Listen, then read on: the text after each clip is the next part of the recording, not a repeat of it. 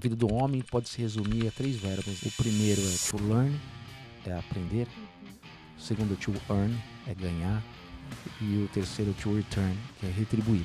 Dr. Aron Olímpio Pereira é juiz no estado de Mato Grosso, com uma trajetória marcada por determinação e resiliência. Aí coloquei na minha cabeça que eu ia fazer concurso, eu falei, então já que eu vou fazer, eu acho que eu vou fazer magistratura. Mas certeza absoluta, eu falei, não, agora eu vou fazer aprovação. Só que aí não passei na primeira fase. Deu aquele choque de realidade, eu falei, meu Deus, eu não passei na primeira fase. Com apenas 25 anos de idade, se tornou delegado no estado de São Paulo. E aí com 25 anos eu era delegado de polícia. Fiquei 8 anos como delegado em São Paulo. E a gente, quando é jovem, tem uma coisa que a gente preza mais do que dinheiro. Liberdade. De verdade. Como que foi esse peso pro senhor quando o senhor entrou no gabinete, escolheu o grupo e ter essa ascensão de como juiz? Aquilo ali me deu uma angústia, me deu um desespero. Eu falei, gente, e agora? Socorro. Socorro. Então por isso que a gente não pode desacreditar a ponto de gerar desmotivação, desânimo da justiça, do próprio trabalho que a gente realiza. Porque se a gente perde esse brilho, a gente deixa de trabalhar com aquilo que a gente se propôs a fazer de início. Um sonho, doutor.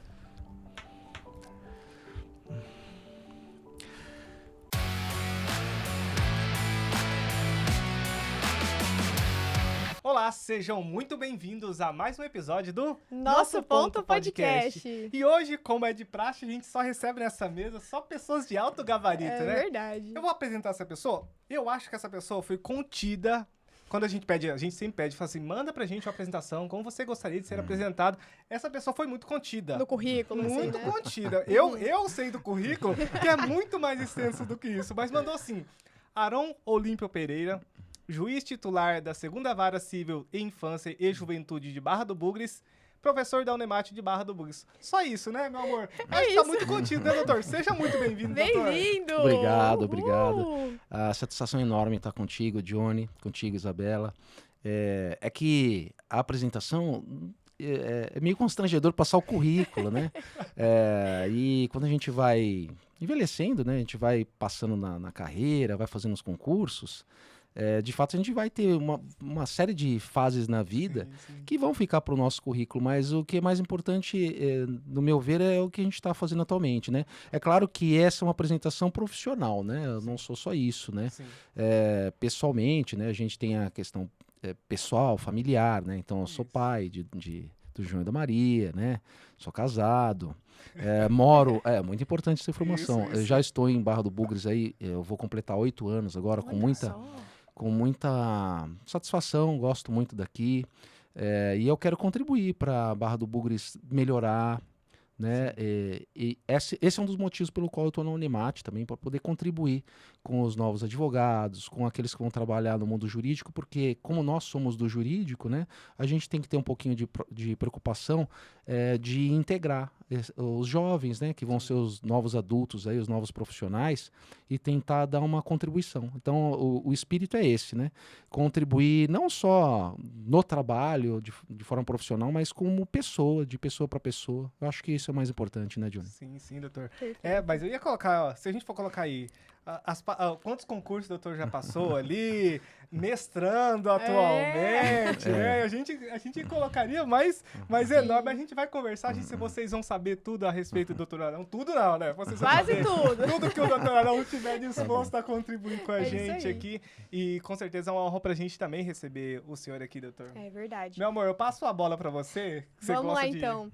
Doutor, antes da gente falar sobre tudo isso que você faz, né, da sua contribuição para a sociedade, a gente quer saber quem era o Aron Olímpio lá quando pequeno, quando adolescente, de onde surgiu esse nome forte, né? Como foi a escolha desse nome tão forte? Fala um pouquinho pra gente como era Aron com os amigos, criança, na escola.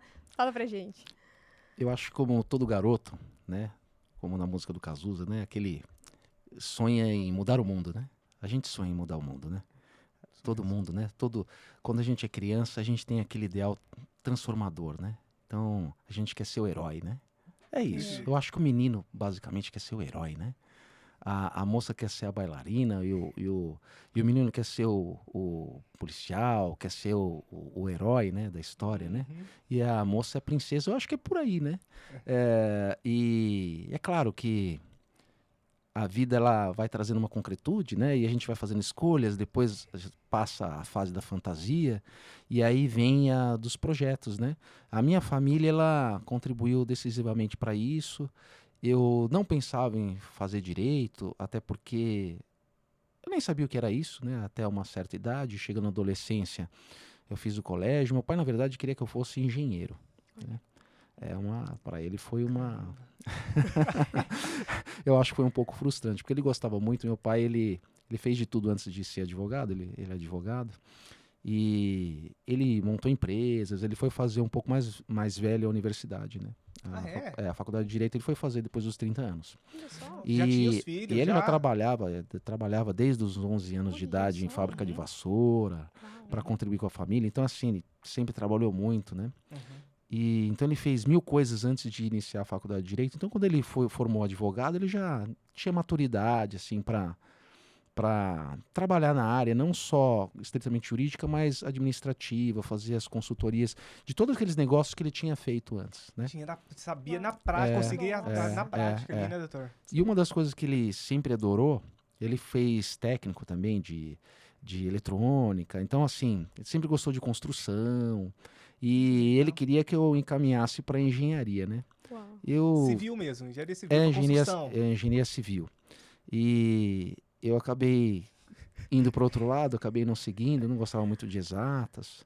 Não me via trabalhando com isso, mas a minha irmã do meio acabou satisfazendo a vontade dele, ela Olha aí. super dedicada, acabou passando no Liceu de Artes e Ofícios, no Mackenzie. Uau. Depois fez. Ela é técnica de edificações, engenheira, Uau, que incrível. e a do meio, né? Uhum. E Vocês são em quantos, doutor? nós somos em 3, né? A minha irmã mais velha, ela é advogada, aí também está na área jurídica, e cada um no estado hoje, né? Porque eu sou paulistano. Ninguém Olha. quis trabalhar com o pai ali. Foi É todo... engraçado, a minha irmã trabalhou bastante tempo no escritório, né? Meu pai teve sociedades, depois acabou ficando só na família. Teve experiências, né? Sim. E acabou optando depois de permanecer. Minha irmã ficou com ele, fez o estágio, eu acompanhei também, fui office boy do escritório. Enquanto eu fazia colégio, enquanto eu fazia colégio, assim, office boy no sentido assim, colaborava, né? Levava, porque na época, a gente tá falando aí dos anos 90, a gente não tinha internet, né? O primeiro Windows de janelinha, né? De mouse, foi em 95. Sim. Eu fiz inclusive o curso, Windows 95, saiu da Nossa, linguagem que DOS, né? legal. A gente aprendia o DOS, que era quase uma programação, lembra de tela verde, né?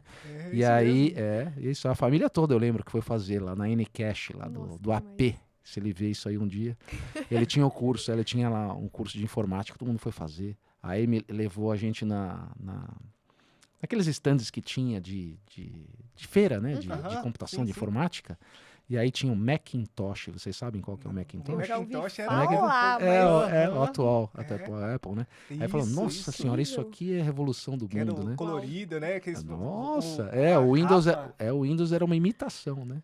Nossa. Mas enfim, voltando aqui, então era tudo um papel, tudo papel. Então, antes de tudo isso, então os estagiários e os office boys eram profissões concorridas, né? É verdade. Então, O senhor tinha qual idade, mais ou menos, quando o senhor começou? eu estava no aí? colégio, meu pai, nessa época, tinha montado onde tinha sido a casa da minha avó, a mãe dele, o escritório, que era na Vila Formosa. E aí eu fazia o colégio ali também, e depois da escola, Da escola vai ajudar, né? Leva esses papéis aqui, vai no banco, vai no correio. Sim. E aí depois, eu via, ou ficava ouvindo os atendimentos com os clientes, né? A minha irmã já era 4 anos mais velha, já estava fazendo estágio de direito depois. E aí eu acabei seguindo o mesmo caminho.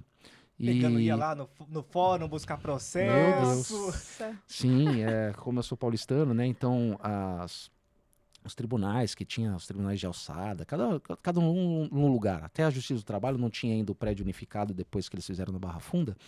Então, a gente praticamente ficava o dia inteiro para olhar processo. E para quem não conhece a geração nova do judiciário, né? Principalmente agora que a gente vive uma revolução que a gente não vê mais processo, não existe mais processo, né? Processo enquanto autos, né? Que você via lá, aquela papelada. A gente lembra, o Johnny lembra que Até Calhamaço, recentemente, sim. Não, até recentemente a loucura que era cair no processo, não sabia onde pôr mais, né? Meu Empilhando até Que no... loucura, Na sala né? do doutor lá, era um Ah. corredor, porque nós não tínhamos o fórum antigo, Aham. e daí tinha um corredorzinho. No corredor Só tinha uma processo. mesinha em que o Gregor ficava, e em cima tinha um escaninho pregado na parede com um monte Nossa, de um monte de processo. Praticamente insalubre, né? Perigoso, né? Nossa, imagina. Ambiente perigoso. Você Ambiente imagina o perigoso. fórum. Cair ali, estourar. E hoje não tem, né? Mas doutor, É, 2020, né? A partir de 2020, Aqui no nosso Mato Grosso, né, trazendo para cá, o judiciário foi excepcional, né? Ele fez praticamente todos os fóruns hoje são novos, né? Praticamente o judiciário do Mato Grosso. Sim. A estrutura nossa aqui de judiciário é muito boa, muito boa. É diferente Então- de São Paulo? Se o senhor se É, lembra de não, alguma coisa que o senhor... É porque eu estava lá, eu vim para cá na magistratura em 2012. Mas eu deixei de advogar, vamos dizer assim, eu fiquei um ano e pouquinho só. Em um concurso de delegado, eu fui aprovado e entrei em 2003 para 2004. Então, assim, já faz um tempinho, né? Então não dá nem para eu comparar, porque desde então Evoluiu eu não né? frequentei mais. Mas Sim. com certeza hoje, lá também, obviamente, deve ter mudado tudo, né? Mudado absolutamente tudo. Mas aquela realidade que existia, né, naquele momento era desafiadora, eu diria. Então a gente ficava praticamente o dia inteiro, de 5 dias da semana, 3 a 4 era o dia inteiro na rua vendo o processo, anotando, porque Meu a Deus. gente não tinha nem maquininha de scanner. Depois é que surgiu aquele scanner portátil, que era a coisa mais chique do mundo, né? E lá Os tudo estagiários longe, ficavam né? com o olho brilhando. Nossa, esse advogado, esse estagiário tem um Nossa. Esse escritório é scanner. grande. Ele tem um scanner portátil, né? Porque tinha que pedir para tirar cópia. Aí, então a gente anotava, né? E anotava os despachos. Chegava lá os recortes, né? Os escritórios pagavam os recortes de publicação, né? Com o número da OAB, que são as intimações dos processos. E aí chegavam os recortes pelo correio. E aí depois, com os recortes, a gente ia nas respectivas varas lá das justiças. Nossa, gente. Caramba. Anotar os andamentos. Anotar os andamentos. É impensável É. com a realidade que a gente vive hoje, né? De digitalização. Pensar que você tinha que ir lá, daí você pegava, longe, daí né? você São Paulo ia era tirava tudo- uma cópia, daí você levava aquele calhamaço de processo Sim. pro escritório para fazer a defesa, para depois pegar a defesa e lá no fórum protocolar físico. Meu Deus. Hoje, para nós, é impensável, né, doutor? Que a pessoa, ela, do conforto da casa dela, Só. ela protocola. O juiz, tem alguns magistrados que trabalham de casa também, que Sim. em home office. Servidores trabalhando em home office. Hoje é impensável pra gente imaginar que já passamos Nossa. por tudo isso daí. Hoje a questão não é mais o limite físico, mas sim a qualidade de dados, que é a internet, né? Sim. E do próprio sistema. Sim. Porque a partir do momento que o sistema ele funciona e funciona bem, a partir do momento que ele vai sendo aprimorado e a gente não tem mais problema de tráfego de dados com relação à internet, o problema vai deixar de existir. A Sim. questão assim de empecilho de acesso, de petição, até de vistas mesmo, porque se alguém retirasse o processo, a gente não tinha acesso. Agora é simultâneo, né? Ele está ali à disposição a todo tempo para todo mundo Sim. que está envolvido ali na lide. E eu me lembro, doutor... Não, pode deixar aqui mesmo. Pode deixar aí mesmo? Eu me lembro até quando eu digitalizou os processos e aí eu... Aquela loucura de Nossa. trabalhar. Pá, pá, pá, pá, pá. Comecei a mandar processo pro Ministério Público. Tem Ministério Público. Era só apertar um botão. Antigamente a gente pegava os processos, colocava num carrinho de Nossa. supermercado e levava lá Levava. e trazia depois de 5 dias, 15 dias, eles traziam. Daí eu comecei a mandar, daí eu lembro que o assessor pro Johnny, não adianta, se você mandar, a gente vai ter que devolver sem manifestação. É impossível. Não tem nem onde pôr, né? É humanamente impossível a gente manifestar nessa velocidade que você tá mandando o processo. Porque era só apertar um botão agora. Antigamente tinha que levar. Agora não, sim. era só apertar um botão. Você imagina, ele tornou falou, mais Johnny, vai pisando no freio aí, porque a gente tem que pegar o jeito aqui ainda, porque o Tinha que processo ficar ficou segurando o muito mais Johnny, ágil. né? Ele O já- processo ficou muito mais Imagina, ágil. Mas é máquina. verdade, é verdade. A dinâmica mudou. A dinâmica mudou. E, enfim, retrocedendo, então eu acabei indo para os estágios, permaneci no escritório como estagiário de família, aí acompanhava minhas irmãs, a minha irmã na trabalhista, no civil, gente fazia geral, né? Geralmente era assistência empresarial, porque ele tinha tido bastante empresa, microempresa, então conhecedor bastante dessa área, né? Sim, sim. Então atendia. E depois eu fiz um seletivo com muito orgulho para a Procuradoria do Estado. Aí eu trabalhei no contencioso do Estado, que é a advocacia pública, né? A Procuradoria não o Ministério Público, mas a Advocacia Pública do Estado de São Paulo, que era de lá. Fiz a prova, né? Tinha uma seleção grande para ganhar uma ajuda de custo eu lembro até hoje, acho que era R$ 172, alguma coisa assim. Não pagava nem o metrô e o ônibus.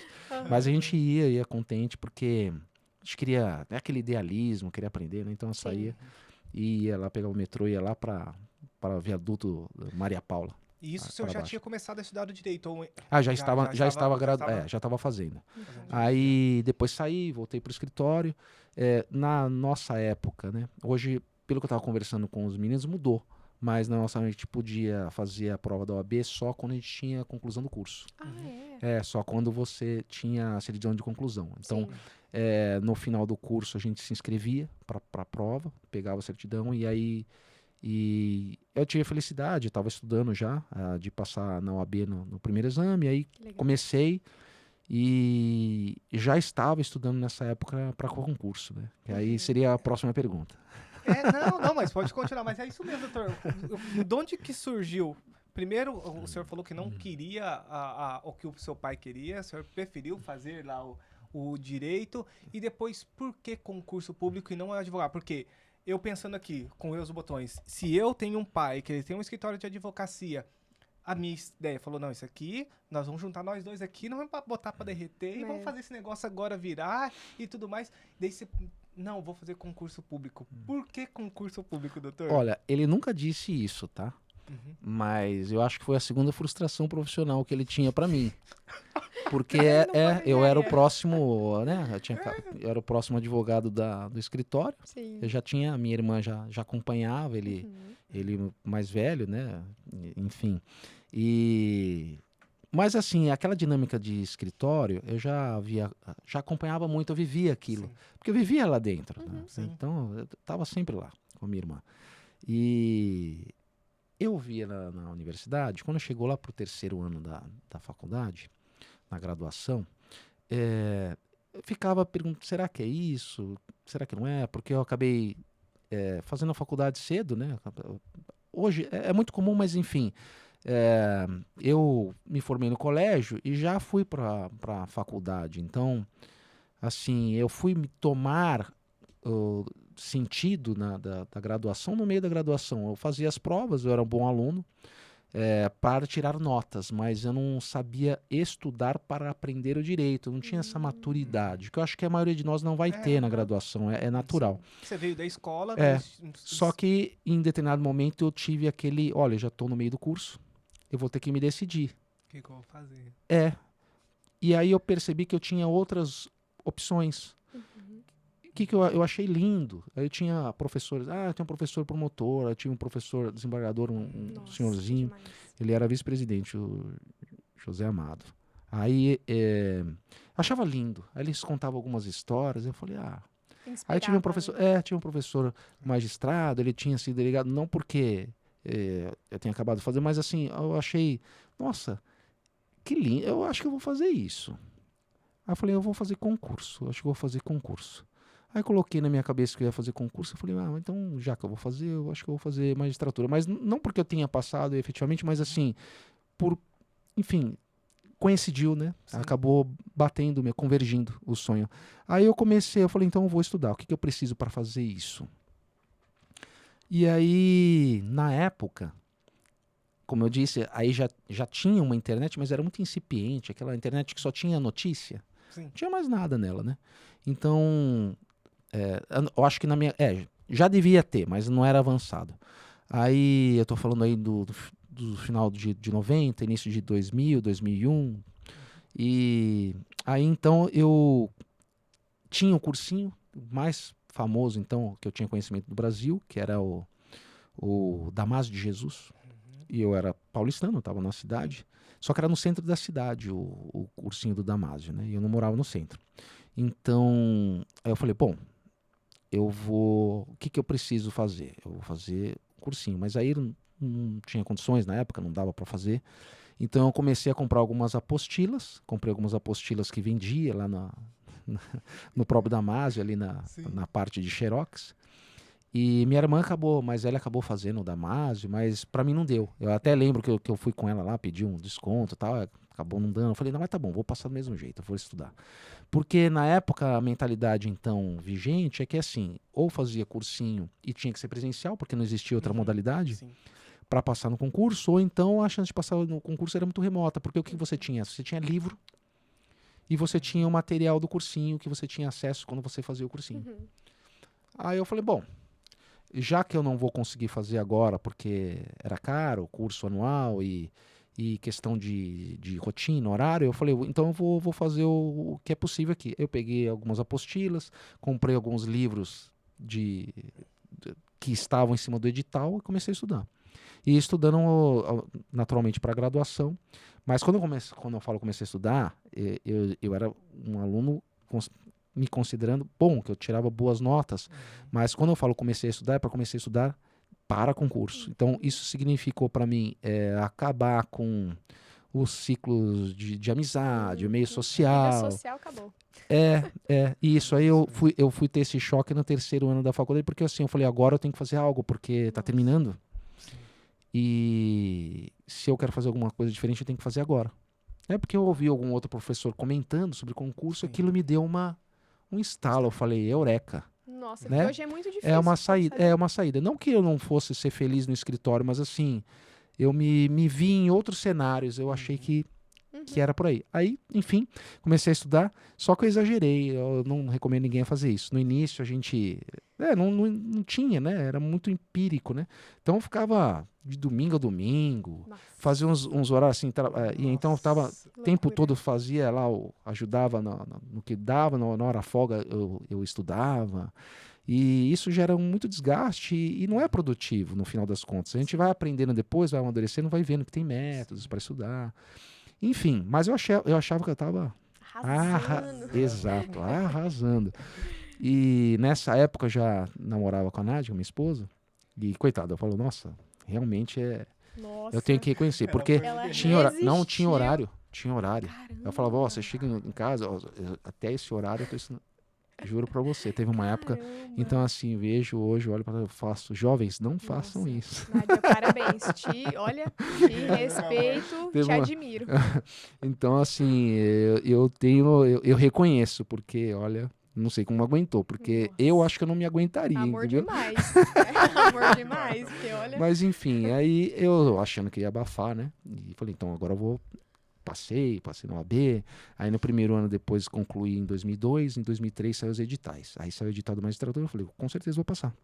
Já estou estudando há 3 anos, né? Exatamente. 3 anos já estou estudando. De domingo a domingo, já comi os livros, já comi todo o material que eu tinha em cima do edital. Agora o foco já era magistratura, já. Eu já pensava. Já pensou grande. Olha a inocência da criança, né? Já pensando. Mas assim, eu falei, já que eu tenho que sonhar, o que eu quero? Exato, né? E a gente não tem a dimensão das coisas, né? Sim. Não é verdade? A gente não tem a dimensão. Mas até aí, eu tinha certeza absoluta. Eu falei, não, agora eu vou fazer a aprovação, né? Não tem outra coisa. Chega lá, fazer. Com certeza, né? Pegar o... Com certeza. Só que aí, que não passei na primeira fase. Aí eu parei para refletir, né? Deu aquele baque, assim. Deu aquele choque de realidade. Eu falei, meu Deus, eu não passei na primeira fase. Mas é bom, obviamente, eu estava estudando, mas eu não estudava com método, né? Então, isso envolve até correção de questões, né? Para você se adaptar à fase que você está realizando. Mas depois, mais para frente, eu fui entender isso. E aí, só que eu tive a felicidade de... Um mês depois, alguns dias depois, saiu o edital da polícia. E saiu o edital de delegado de polícia em São Paulo. Eu era de lá, né? Então, resolvi fazer também. Eu me inscrevi também, mas me inscrevi, assim, sem estar focando nesse concurso. E aí foi mais ou menos concomitante. Então, eu fiz algumas semanas depois essa prova. Aí fui passando as fases. Passei primeira fase, passei com segunda fase. E aí, claro, tinha uma outra matéria que tinha que dar um enfoque maior, que era medicina legal, criminologia, alguma outra questão específica de delegado, mas deu certo. E aí chegou na fase oral. E aí eu passei. Uau. Cara, E assim, claro, né? Resumi, comi Sim. tudo que eu Aham. podia, né? Devorei os livros, mas aí deu certo. E aí com 25 anos eu era delegado de polícia. Fiquei 8 Caramba. anos como delegado em São Paulo. caramba. 25 anos. É É tipo o que eu vou fazer hoje. É. Hoje, esse ano. É um jovem. Muito jovem. Muito jovem. Meu E- Deus. Com a responsabilidade tão... Nossa. E isso, então, mas ao mesmo tempo tinha a questão, né? Porque eu não tinha nenhum família, ninguém da família, né? Meu pai foi o primeiro advogado da família, né? Então, assim, eu não tinha ninguém da família que era da polícia, Uhum. assim como não tinha ninguém do judiciário, de nada, não Sim. tinha ninguém nos concursos jurídicos, né? Então aí meu pai chegou a falar comigo isso aí. Falei, filho, porque o edital na época, o edital de São Paulo, o salário era muito baixo em comparado com outras carreiras, né? Sim. O oficial de justiça, por exemplo, ganhava 3, 4 vezes mais. Era assim. Caramba. Eram outros níveis, tinham 5 níveis. Depois acabaram com isso, deram um reajuste na carreira. Mas na época que eu entrei, nesse edital 2003, o salário era R$ 2.500, bruto. Se puxar na internet, tá lá. Nossa. Mas enfim, aí ele chegou e teve uma conversa. Filho, olha, você pode permanecer no escritório. Você vai ganhar muito mais do que isso, porque, né, você vai... A dinâmica do próprio Sim. escritório vai te proporcionar isso, mas você vai ficar vinculado com o escritório, né? E a gente, quando é jovem, tem uma coisa que a gente preza mais do que dinheiro. Liberdade. De verdade. É. É verdade. Então eu falei, não, eu vou continuar, né? E eu sempre quis dar aula. Então, assim, a perspectiva seria, eu tento mais pra frente, né? E aí tudo bem, ok, fui. Aí, não preciso dizer que aí, a partir do momento que eu aprovei, eu casei, né? Porque já tava no... Já tinha um salário. tinha dado Precisava, uma melhoradinha, já. precisava. Ela trabalhava no Citibank na época como estagiária, mas era só o nome de estagiário, porque trabalhava lá no setor Nossa. moído, né? Eu lembro que o senhor Daí- até comentou comigo que o salário ali era Tava tipo igual, era equivalente tipo, ela como estagiária. Você Uau. vai ter Como noção era do quanto era desvalorizado. desvalorizado. Era bem Nossa. defasado. Depois teve alguns reajustes em São Paulo, mas ainda assim, salvo engano, é que eu não estou acompanhando. Sim. Salvo engano, ainda assim, não é dos melhores lá, parece que é um com dos relação, melhores, assim, com relação a aos nível de estados. polícia e tal. Mas aí é questão política, né? Enfim, isso, enfim, é questão deles lá. Mas aí eu permaneci 8 anos na carreira e depois eu fiquei mais ou menos uns 3 anos assim, bem no trabalho. E depois, 2007, quando a minha esposa engravidou da Maria Clara, da minha primeira filha, aí eu falei, não, eu vou voltar, né? Porque eu nunca parei, mas assim, estudar naquele... No ritmo. E aí sim, aí eu mais maduro, né? Fui buscar método de estudo e fiz um estudo um pouquinho mais direcionado e aí deu certo. Mas mesmo assim, ainda não tinha os instrumentos que a gente tem hoje, as facilidades que a gente tem hoje. Sim. E não faz tanto tempo, quer dizer, pra mim, na minha memória, não faz tanto tempo assim, né? Tô falando de 2007. Pra gente ter uma ideia, o primeiro curso online que saiu, que eu lembro, porque era super chique e tal, acabei não fazendo também. Mas foi o Luiz Flávio Gomes, LFG, Nossa. 2009. Que foi o primeiro, que ele juntou uma banca de bons professores e fez lá a plataforma online. Foi o primeiro. Era telepresencial ainda ou era Não, só que já foi- online já? Não, tinha os dois. Então, Mas, tinha os dois, mas é. você Já tava- conseguia assistir a aula pela internet, que era uma Eu revolução. lembro Nossa. alguma coisa, eu tenho uma vaga Que lembrança. a respeito mas eram os disso dois, mesmo. eles gravavam em Aham. sala de aula. Eu tô comentando porque assim, pra gente ter um parâmetro de como é que era. Eu comecei em 2007, então não tinha ainda. Sim. Não tinha. Mas aí eu fiz um curso revolucionário, eu sou muito grato a esse professor, embora ele não me conheça. É o professor Flávio Monteiro de Barros. Nossa. Ele montou um curso e aí ele teve a brilhante ideia de fazer a gravação dos cursos em disquinho de DVD. Então, a cada 15 dias, eu recebia 10 discos lá com 2, 3 aulas cada um, Legal, hein? de 40 minutos. E aí fiz o método dele, assistindo as aulas. Então, aí eu comprei lá um DVDzinho para colocar no carro de 3 polegadas, aquele que não dava nem para enxergar, mas eu pelo menos eu ouvia, né? E aí, eu pegava muito trânsito, demorava muito para chegar nas delegacias, eu ia ouvindo a aula. Aí depois, quando eu conseguia, eu anotava a aula e fiz o método dele. E aí continuei estudando. Em 2009 saiu o edital aqui. Eu tô resumindo, né? Sim. O edital aqui em Mato Grosso. E a Nádia falou assim, minha esposa, né? Falou, ó, eu ia fazer o Goiás. Saiu o edital Goiás e Mato Grosso. Eu nunca tinha vindo aqui. Aí ela falou assim, não, faz em Mato Grosso que você vai passar. Uau. Eu nunca duvido dela, mas é que assim, você não sabe da minha solteira. Eu até tenho medo, hein? Ela fala, não fala nada. Porque assim, tivemos algumas experiências muito sensitivas. Então, se ela fala, olha, vai acontecer isso. Espera. É certeza. Então, eu não duvidava mais. Nessa altura do campeonato, Já não não duvidava é. mais. Ela já tinha sonhado com os nossos 2 filhos. Uau. E ela descreveu os 2. Aí eu falei, não, você Não, tá exagerando. Eu tô resumindo, mas você tá exagerando, não. E foi batata. Nossa, que incrível. E foi batata. Então, doutor tinha nada na linha, aí, porque Ela é bem intuitiva. Não, Ela tem umas revelações. Meu Deus, é perigoso, né? Nossa. Mas ela sempre foi bem intuitiva, assim, bem sensitiva. Desde Sempre lá ela falava você assim, ó, aqui não tá legal, pode olhar que...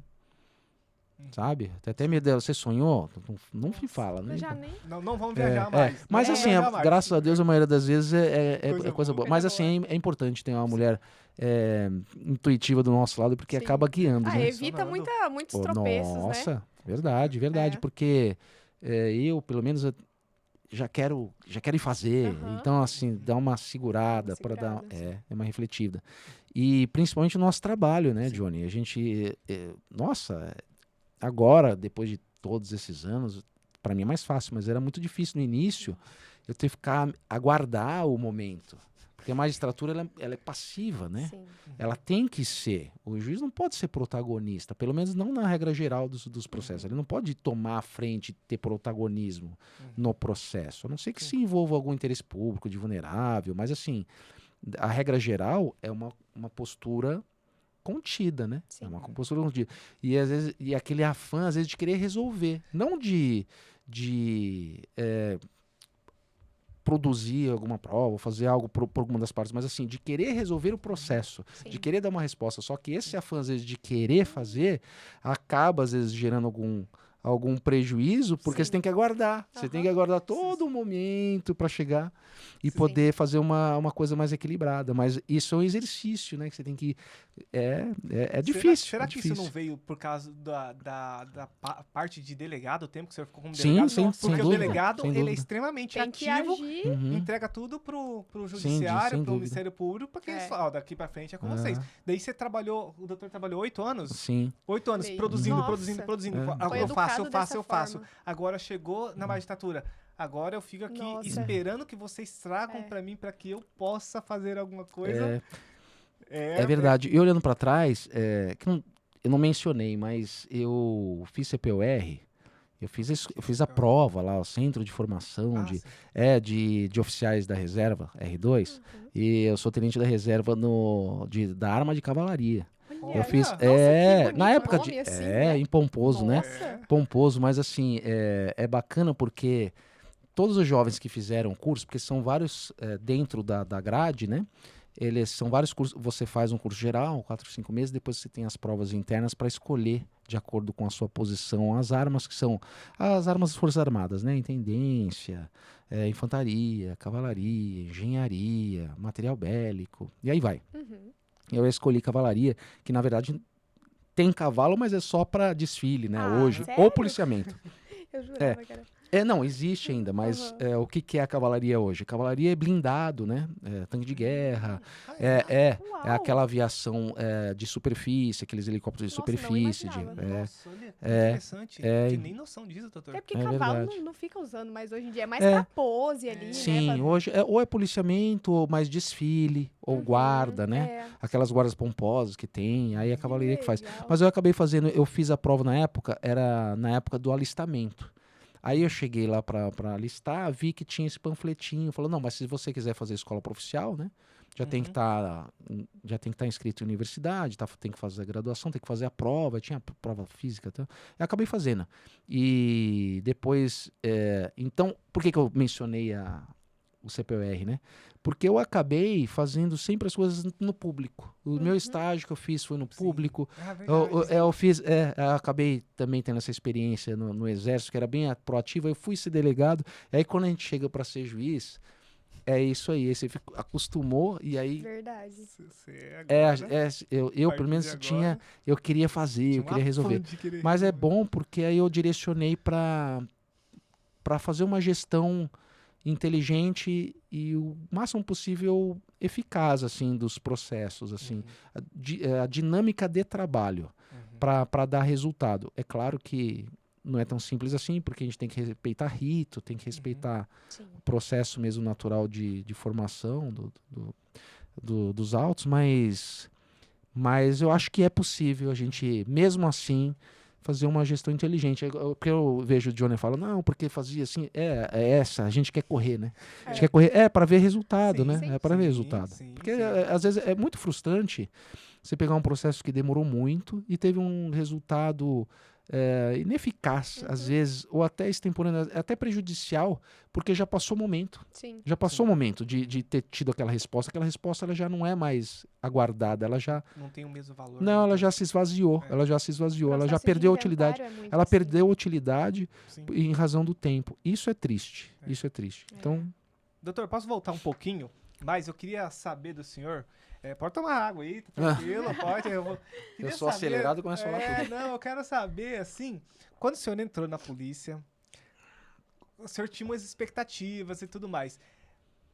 Se o senhor se lembrar, qual foi a primeira como que a gente perguntou, meu? A abordagem, não? A primeira missão, a primeira missão. Se o senhor se lembra disso, como que foi a primeira? Porque primeiro caso ali. Um jovem de 25 anos...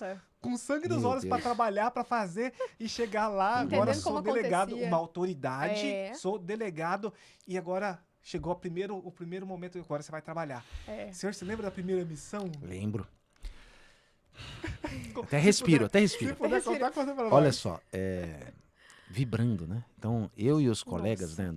Tinha muito menino jovem também. Falo menino porque é menino, né?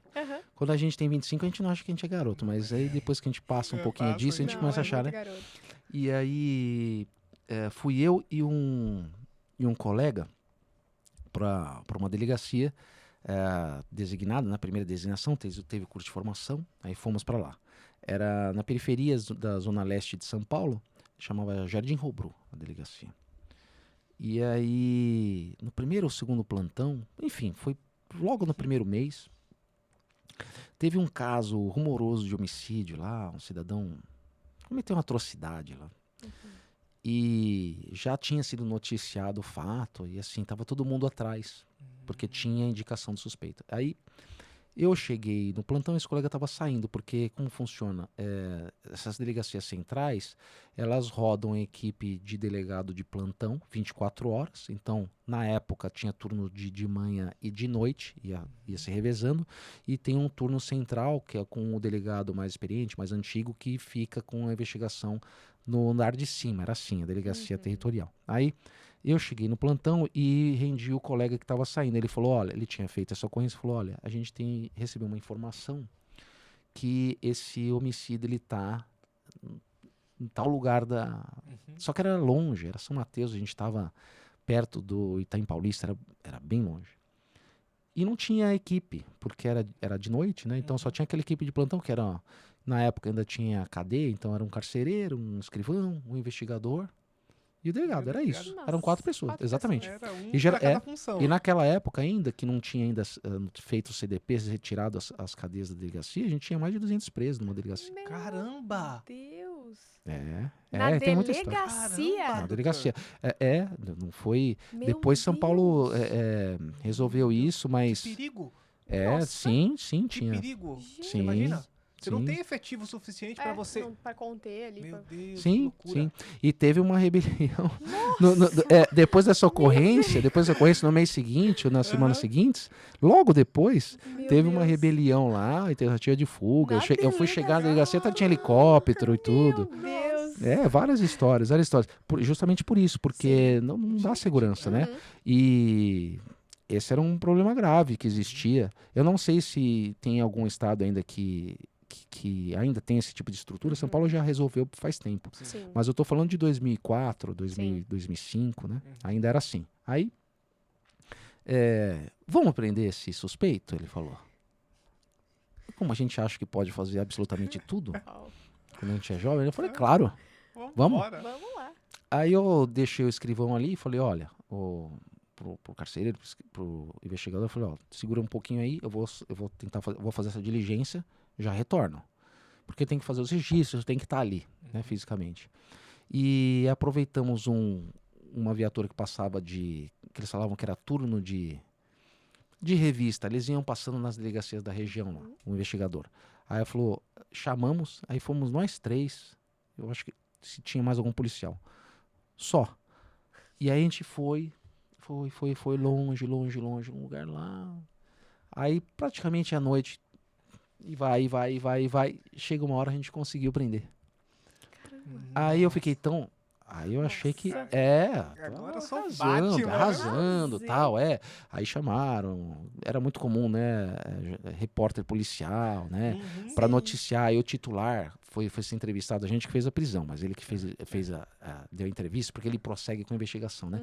Não, porque prendeu, assim, aí fomos chamados, eu e o colega, pra receber elogio pelo chefe. Aí, acabou de chegar o novato, imagina, o novato acabou de chegar, fala, não, parabéns, vocês estão de parabéns, não sei o quê. Primeiro que tava todo mundo criticando, não podia ter saído da delegacia, que responsabilidade. Aí como deu certo, vocês estão de parabéns, tal, ele já tinha dado pra eles, tava tudo feliz. Aí na semana seguinte, eu lembro que tinha uma questão de bingo na época, que tava uma terrível, com liminar, queda liminar, e jogo ilegal. Eu fiz uma apreensão num galpão, e aí, de repente, eu virei pessoa não grata ali.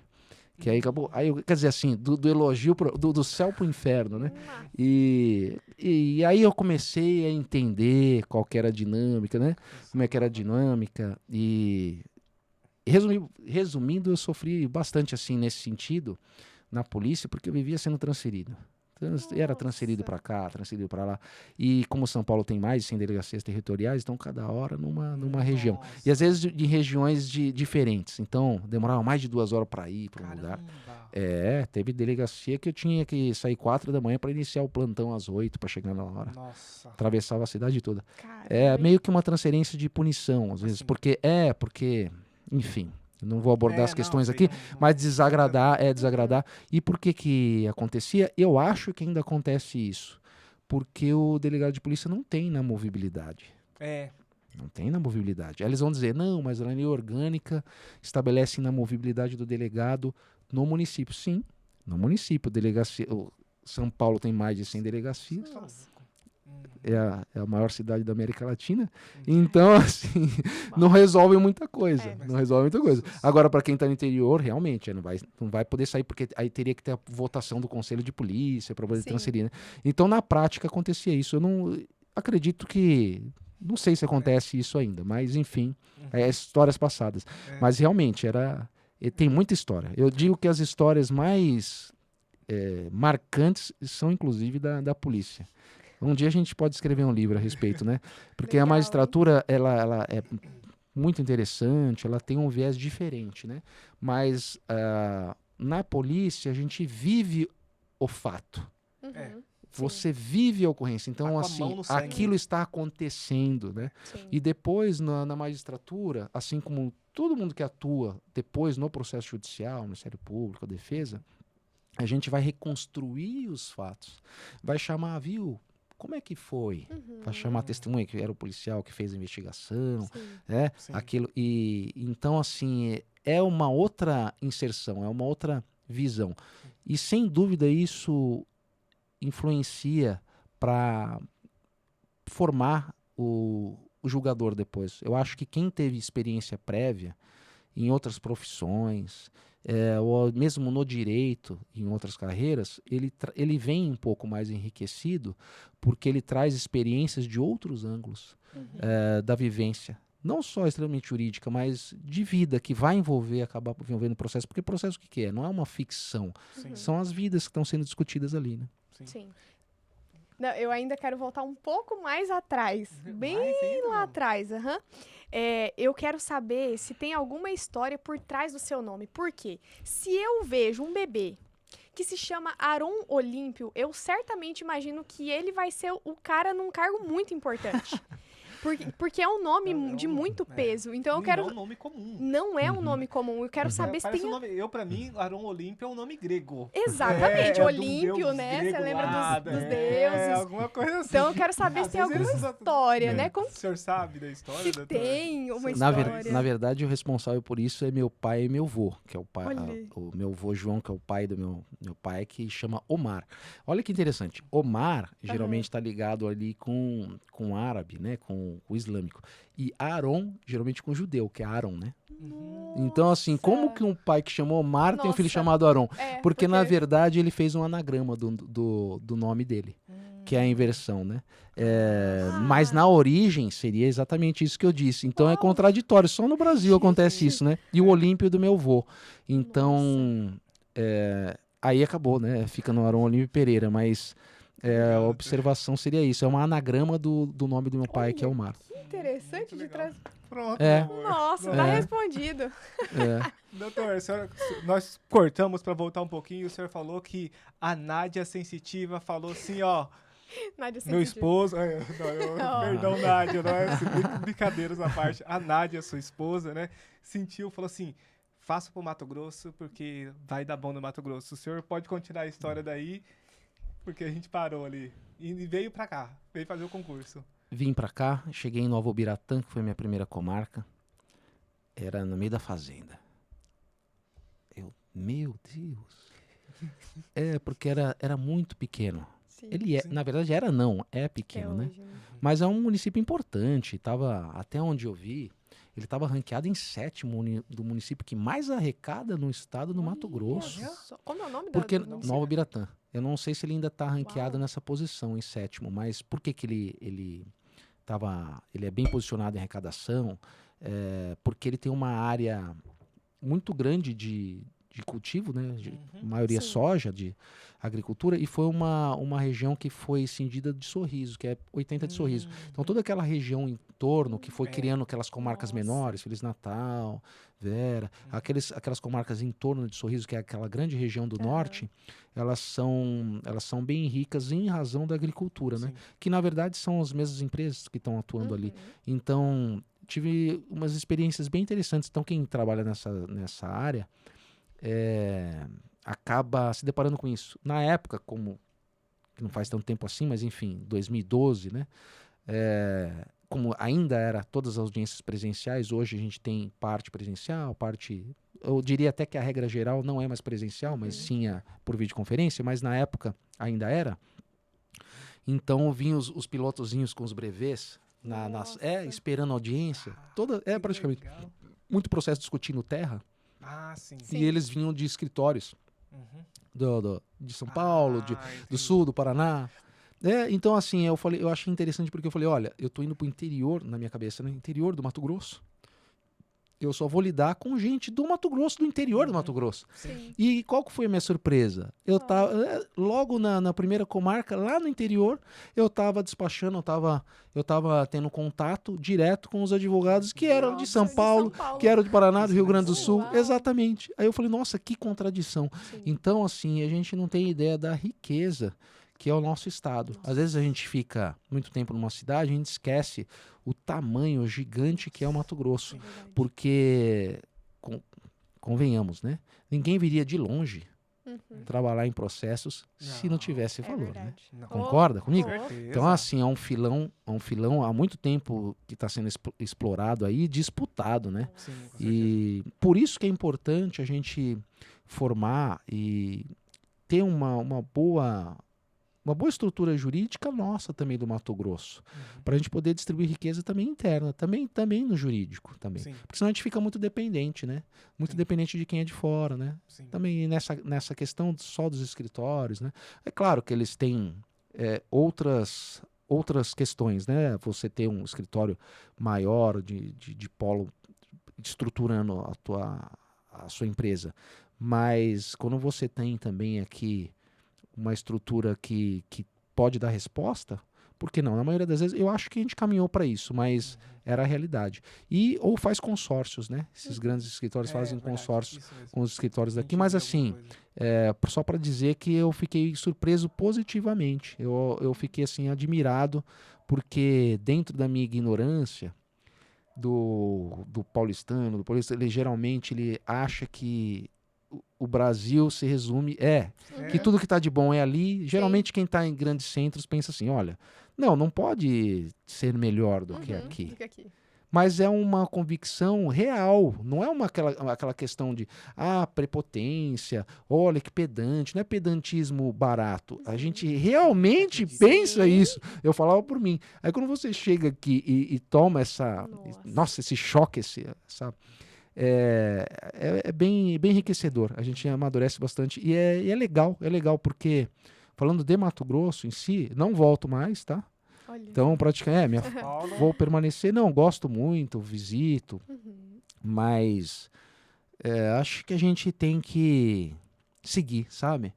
E eu acho que eu pertenço aqui, não pretendo. Tô feliz, não há o porquê fazer isso. Não há o porquê fazer isso. E o que é legal aqui do Centro-Oeste em geral, mas falando especificamente da gente?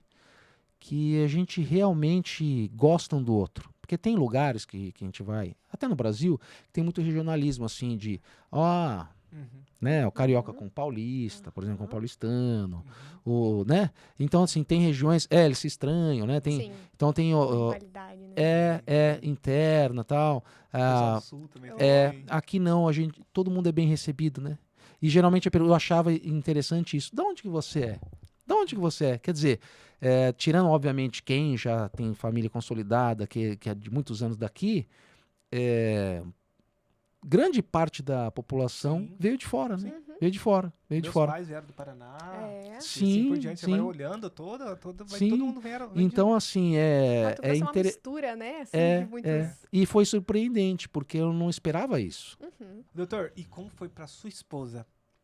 Porque, geralmente, pro homem, o homem encara tudo. Eu mesmo, no primeiro concurso que eu assumi, eu fui para Iponã, lá no nortão do Mato Grosso, uma cidadezinha pequena e tudo mais. Agora, eu já pensaria como se fosse pra minha esposa aí, você já fica... Como que foi? O senhor lembra, assim, como que foi pra Nádia, pra ela falar assim, agora passei, agora sou juiz lá no Mato Grosso, agora você vai comigo. Como que foi pra ela essa diferença de realidade, sair de uma cidade grande pra uma cidade pequenininha, como Nova Biratã? No meio do mato. No meio do mato, isso mesmo. Sem Utilizaria shopping, dois sem adjetivos, né? Assustador e gratificante, né? Realizador. Porque é o sonho realizado, né? Sim. É um sonho realizado. Então, assim, tudo é descoberta. E ao mesmo tempo assustador, né? Porque... Sim.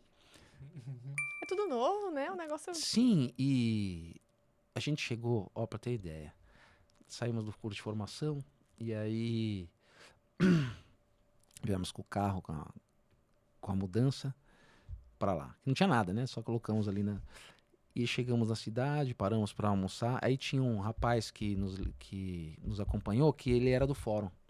Ali de Nova Biratã, não, eu vou contigo na frente e tal. Aí a gente parou para almoçar em Sorriso. Aí eu com a Nádia, nossa, é maravilhoso. Nossa, se eu soubesse que a gente estava num restaurante super bacana em Sorriso. Aí eu tirei o Sorriso como fosse a cidade que eu ia chegar. Eu falei, nossa... Tô no céu. Excelente! Aí começou. Aí entrou pra cidade. Entrou na estrada. Estrada de chão ou não, doutor? Não tinha cidade, não. Mas assim, Vai a cidade em si... diminuindo, né, assim. Mas a cidade em si, ela era avenida Era um X. Nossa. Avenida, só essas duas As avenidas duas eram principais. as principais, eram asfaltadas. O resto tinha casa de madeira. Uau. Eu morava na avenida do fórum, que era a principal, Aham. e o mercado era de madeira. Acho que depois pegou fogo, coitadinhos. Mas na época, né? Ah, Eu acho que deve ter. o brilho foi sumindo quando foi chegando. Então, assim, tudo bem, tinha, né? Claro, Uhum. proporcionalmente as coisas, mas assim. Foi chocante, né? Porque a gente não esperava, né? Pelo menos naquele Achou momento. que era um sorriso. Mas, por outro lado, o Mato Grosso proporcionou pra gente o que em São Paulo, pelo menos na capital, a gente acaba não tendo, que é criar criança Nossa. pequena no interior. Isso deve ser É maravilhoso. algo valioso. É algo valioso a gente ter um pouco mais de liberdade, né? De ter mais o ar, ele é... Eu não sei se vocês já perceberam, São Paulo é maravilhoso, tá? Não me entendam mal. Mas, assim, quando você chega, o ambiente, o ar, você percebe que uma tensão, assim, as pessoas estão... E aqui era totalmente contrário. Você chega em Mato Grosso, parece que o ambiente está mais leve, está mais solto, assim, você fica mais tranquilo. Sim. Sim. Que legal. É uma Pra nós psicosfera, né? Pra da nós situação. isso é normal, né? Porque a gente Aham. nasceu aqui. Quando a gente foi pra São Paulo, eu tive esse choque, né? Sim. E passando Aí é o muitos choque prédios, contrário, né? Nossa. Choque A contrário. gente fica muito tenso, né? E tudo mais. Mas que legal saber de alguém que veio de lá e perceber isso, né? Isso. E a Nádia também, né? Porque pra mulher não tem, às vezes, salão de beleza e tudo Shopping, mais. não Shopping. tinha. E aí você vem pra uma cidadezinha que o mercado, ele é de madeira. Era de madeira. Não, tinha as coisinhas, mas Aham. Mas Mas pra é um mim era, choque. nossa, de Aham. madeira, né? Nossa. Interessante. Era um choque. Doutor, e a primeira, quando o senhor chegou, porque tem um curso de formação, né, do magistrado, quando o senhor chegou no fórum, falou assim, tinha que escolher os assessores e tudo mais, como que foi essa? Porque eu vejo mais que o juiz hoje, ele é um administrador. Eu acho que, não sei, O gestor, antigamente, né? porque ele é como se ele fosse o gerente de uma empresa ali e Verdade. que ele tem, porque tem várias pessoas É porque é ajudando um processo ele. de produção, né? A gente está porque- prestando serviço, mas a gente tem que trabalhar com razão de produção. É. Né? A escolha Até da porque pessoa vai... Não, e tem cobrança, tem meta e Isso. tudo mais. As pessoas, muitas vezes as pessoas não acham, não sabem que tem, É. mas o tribunal fica cobrando, isso tem o Sim, CNJ que sim. cobra a gente e tudo Não, mais. o tribunal mesmo, eu fiz uma pós-graduação pela FGV, pelo tribunal, de gestão. Olha só, É. que legal.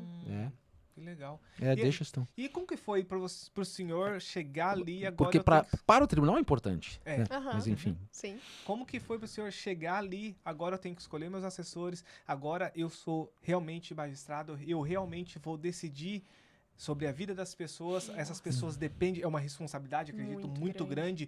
Eu acho que gera um medo, assim, porque a partir de... Então, eu catava as provas, colocava aqui, vocês fazem o que tem pra fazer. A partir de agora, não. A minha decisão, ela Nossa. dá um rumo na vida de uma criança, que ela vai ser adotada ou não, ela vai dar um rumo numa sentença ali que você vai de terras, de pessoas, você está decidindo a vida das pessoas. Como que foi esse peso para o senhor, quando o senhor entrou no gabinete, escolheu o grupo e ter essa atenção de como juiz? Para mim, o mais chocante, tem todas essas questões, mas era uma comarca pequena, né? Mas como ficou muito tempo sem juiz, só tinha passado um colega antes que eu, mas havia muito tempo que ele tinha passado lá. Então, os juízes ficavam se substituindo na comarca de Sorriso. Eles substituíam.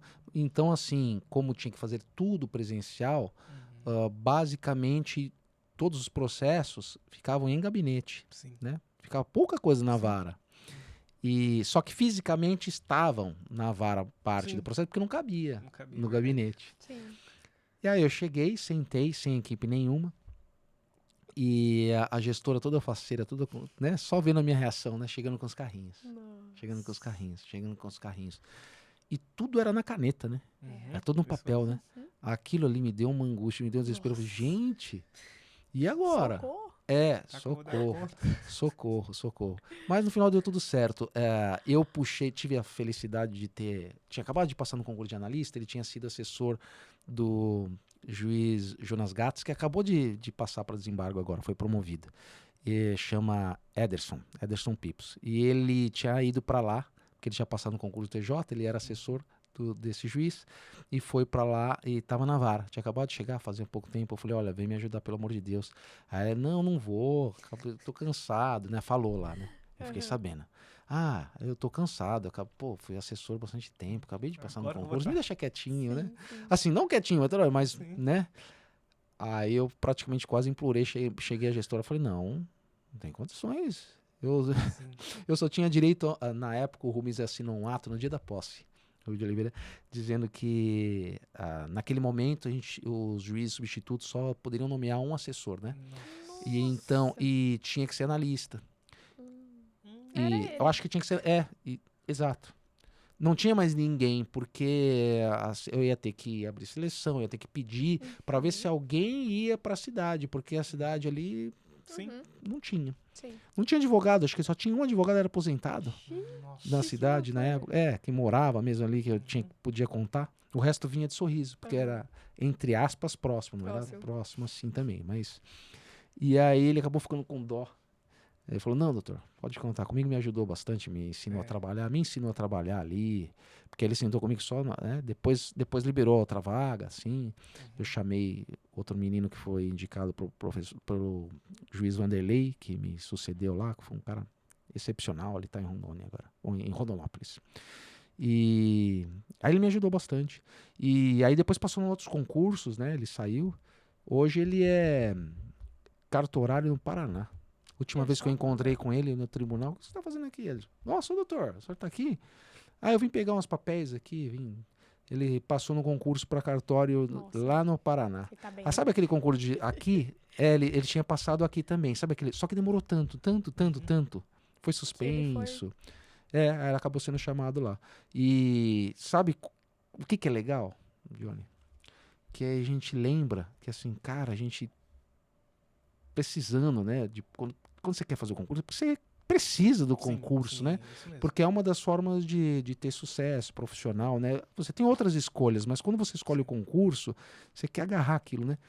E poder fazer a cartinha para ele. Doutor, o senhor pode afiançar? Eu falei, cara, você fala, sabe, eu tô fazendo, agora tô podendo, olha que honra, pô, afiançar que me ajudou. Cara, é muito bacana. É muito bacana. E aí você lembra do seu processo, né? Do seu processo de avançar, né? E então eu acho que a vida é cíclica. A gente tem que retribuir, porque é nossa obrigação. Quanta gente nos ajudou, né, pra gente chegar. E se for nomear todo mundo, às vezes a pessoa nem sabe, né? Eu fiz citações aqui, a pessoa nem sabe que colaborou de alguma forma, né? Tem aquela, eu te contei essa semana, né? Eu falei que tem um ator americano, eu esqueci o nome dele. Ele já tá antigo, já velho, ele falando assim que a vida do homem pode se resumir a 3 verbos, né? O primeiro é to learn, é aprender. O segundo é to earn, é ganhar. E o terceiro é to return, que é retribuir. Então, assim, o propósito acaba sendo isso, né? Porque a gente quer ganhar, a gente quer ter sucesso, mas na verdade não é pra gente. É pra quem tá com a gente. Né? A maior motivação é a esposa, é os filhos, é a família. Não é? No final é isso. No final é isso. E além disso, né, doutor, o transbordo, né? O transbordo é transbordar mesmo, passar para os lados. O senhor consegue, não só para sua família, mas como um magistrado que dá conta de fazer um serviço, que faz um serviço bem feito, não só o senhor, tô falando do senhor aqui, mas em nome de todos os magistrados que a gente, que tem no Mato Grosso, no Brasil, enfim, que fazem um trabalho bem feito, o retorno, você tá ganhando para dar um retorno para as pessoas ali. Você tá ganhando, o Estado tá pagando para você, para que você ainda consiga fazer o bem para as outras pessoas, né? Johnny, a verdade é assim, a gente personifica na pessoa do juiz, seja, né, quem for, quem estiver no cargo, mas na verdade é um grupo, né? A gente tem equipe. Você tá ali. Você é parte do juiz, assim, persona. A minha equipe, então, e parece piegas, mas é verdade. São pessoas, né? É um grupo. Então a gente tem equipe, né? Além da vara, a gente tem administração, a gente tem assessoria. Pô, as pessoas dão sangue, estão ali assim, é comprometido. Por isso que eu falo, olha, a gente tem que ter orgulho do que faz, porque é uma honra fazer o que a gente faz. É uma honra fazer. E aí, assim, aguardar reconhecimento, validação, acima daquilo que a gente realiza, eu acho que é pretensão demais. Quando ela vem, ela é muito boa. Sim. É claro, todo mundo Sim. gosta disso. Mas não é o principal. Objetivo. Porque por mais que a gente possa receber críticas, eu falo como sistema geral, que são justificadas, que tem que ocorrer, até como forma de controle social, o propósito no final é a gente fazer aquilo que a gente se propôs a fazer da melhor forma, para ser útil, É isso. Então, quando a gente fala, o juiz, na verdade, a gente está personalizando ali Várias pessoas, né? Muitas pessoas. é um universo, As pessoas têm noção disso. é um universo. Que eu digo que no final, na verdade, o juiz ou gestor, sim, ele representa, vamos dizer assim. Mas por exemplo, na vara mesmo, a gente não falou nada aqui da vara, né? Mas, por exemplo, na vara na infância e juventude, né? Que é a competência que eu exerço com exclusividade aqui. Sem equipe, e eu digo mais, sem equipe que está ali nas Alinhada entrevistas, nos no- estudos, que vão estudar os casos, que vão nas famílias lá, a Márcia, a Juliette, a Adriana, todas elas, e as equipes que estão, os psicólogos, assistentes sociais, todo mundo que dá o sangue ali para resolver as questões, se não for elas, não chega para a gente, não chega para o juiz, não chega para a equipe do juiz. Então a gente depende literalmente de todos. São elos virtuosos para a gente fechar a corrente. É necessário isso. Então, por isso que a gente não pode desacreditar a ponto de gerar desmotivação, desânimo da justiça, do próprio trabalho que a gente realiza. Porque se a gente perde esse brilho, a gente deixa de trabalhar com aquilo que a gente se propôs a fazer de início. Porque a gente fez uma série de promessas, né? Uhum. A verdade é essa. Faz Claro, a gente Isso é verdade. reza. E aí depois que a gente tá ali, parece que é uma posição conquistada, então que você não precisa mais mostrar merecimento, não é isso? É muito perigoso isso. A sensação é essa. Fala, não, aqui eu já conquistei. Não, você está, você não é, Sim, né? sim. Então, é uma questão filosófica, espiritual, religiosa não, muito mas- relevante. Aham. É relevante, né? Amor, você queria ver com o doutor a respeito de professor?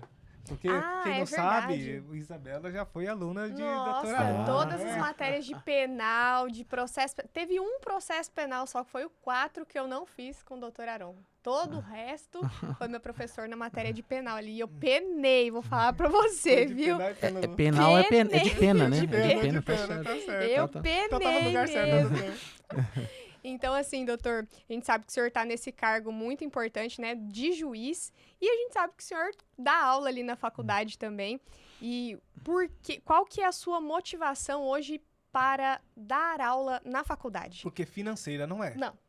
Né? Porque Esse a gente se a exclui. gente for olhar financeiramente o que um juiz ganha e um professor ganha para quantidade de tempo, né? É ínfimo, né?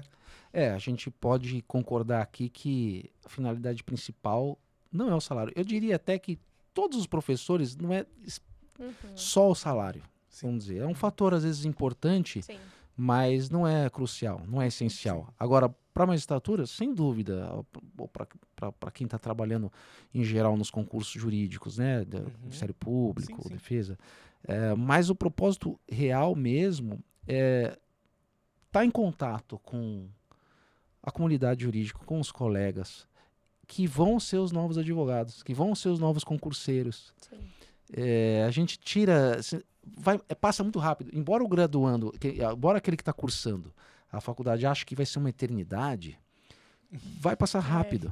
Verdade. Vai passar rápido. E aí ele vai se ver desesperado. Por que eu digo isso? Porque eu estive, né, até bem pouco tempo atrás aí nessa posição, formado e fala, e agora? Que é aquele sentimento, né? Nossa. Que a gente vai ter vários e agoras. Porque todo novo desafio que você não tá mais na zona de conforto, dá o desespero. Pô. Eu imagino que vocês devem ter tido isso também, na hora que abriu o estúdio E agora? Agora é Nossa. sério, agora é pra valer, Agora é pra É valer. isso. não é? É. Agora é pra valer. E se as E pessoas agora? não quiserem vir? Isso, Nossa, a enfim, gente tinha enfim. diversos medos. É, Vai- mas Aí imagina- a decisão foi de temos que fazer dar certo. E é interessante isso, porque eu comecei falando que o senhor está hoje em um cargo muito importante, que tem um destaque na nossa sociedade, né? E aí a gente vem com um professor, que deveria também ter esse destaque, porque nós crescemos com professores. São eles que nos ensinam, Nos formam. nos formam em todos os lugares, né? Então, igualmente, eu vejo que tem esse peso de destaque também para mim, no meu ver, embora não seja valorizado no nosso país, infelizmente, né? A educação, mas eu aprecio, assim, de verdade, e é inspirador mesmo. A gente está vivendo um momento diferente, né? De indagações, de olhar para trás com relação aos valores e fazer uma reflexão profunda para onde a gente vai caminhar para o futuro. Porque não só os professores, você vê, todas as autoridades em geral, né? Os pais, né? Os sacerdotes, aqueles que estão nas religiões, perdeu-se muito a reverência, o respeito, né? Então, quando a gente vai falar de delinquência juvenil, é um fenômeno que vem a reboque de tudo isso. Então, é a questão do professor, né? Como a sociedade, como as pessoas, né, estão enxergando isso, a criminalidade, né? Então, quando as pessoas começam a perder os laços e ficam perdidas, né? Acabam se sentindo soltas demais. Eu acho que a gente tem que voltar um pouquinho a valorizar não a carreira de professor, mas assim, o que o ensino representa. Se ele é base de tudo, não é? E principalmente a família, né? Principalmente a família, né? Sim. Então, é uma questão que transcende aí a profissão propriamente dita, né? Porque a gente é professor como pai, né? Para o nosso filho. A gente é professor sempre que a gente está ensinando, né? Uhum. Não só na cátedra, não só no ambiente formal de uma universidade, ou de uma escola, ou de um colégio. Não é isso? Eu gosto daquela frase que diz que ninguém é tão rico a ponto de não precisar de nada, e ninguém é tão pobre a ponto de não poder contribuir com nada. Realmente. Nós somos os seres sociais, então a gente sempre vai estar aprendendo mutuamente uns com os outros, né? O que a gente tem que ter é humildade de coração aberto para sempre avançar e fazer novas reflexões e reforçar os valores, que é o que a sociedade acabou perdendo um pouco, né? Perdendo um pouco. Então esse vazio que a gente sente hoje, eu acho que é um fenômeno geral que acontece, digo, no mundo, mas também aqui no Brasil, né? Sim. Enfim, eu sou otimista, eu só digo isso para a gente situar o problema, que ele é muito maior, né? Mas eu concordo contigo em gênero, número e grau. Acho que a gente pode entrar já falando dos delitos juvenis, né? Vamos sair um pouquinho da parte histórica aqui, vamos entrar num pouquinho no trabalho que o senhor faz aqui, que é de tão importância também. Vamos falar um pouquinho, traz aquele caso, meu amor, primeiro, do que a pessoa te passou? Sobre a adoção? Isso, sobre a adoção. Ou você quer... Não, primeiro, vamos lá, doutor. Vamos. A gente sabia que antigamente tem até um nome bonito, né? Adoção à brasileira. Eu fiquei assim, porque a brasileira, aí você até pensou que era algo bonito e tudo mais. Mas depois eu falei, a brasileira, o jeitinho brasileiro, nunca tem um, né? Veio do jeitinho brasileiro. Que as pessoas simplesmente... E isso era muito normal. Porque provavelmente algumas pessoas aí, pais, pessoas de 40, 50 anos, tem alguém próximo que já passou por isso. Então, assim, alguém chegava lá com uma criança, olha... Para você, era filho e tudo mais. E a gente sabe que hoje não pode. É até crime você fazer isso. Mas voltando um pouquinho, doutor, acontece, o senhor que trabalha numa área de infância, né? Acontece ainda, doutor? Acontece muito ou acontece pouco? Ou não acontece mais? A gente superou essa fase, pessoas elevadíssimas. Essa adoção à brasileira, né? Gostaria que não acontecesse mais. Mas acontece. É claro que é pouco frequente, pelo menos o que nos chega, né? Nos chega no fórum. mas acontece. E acontecia muito mais, pelo menos se tinha muito mais notícia disso. Então, de duas uma, ou sofisticaram, né?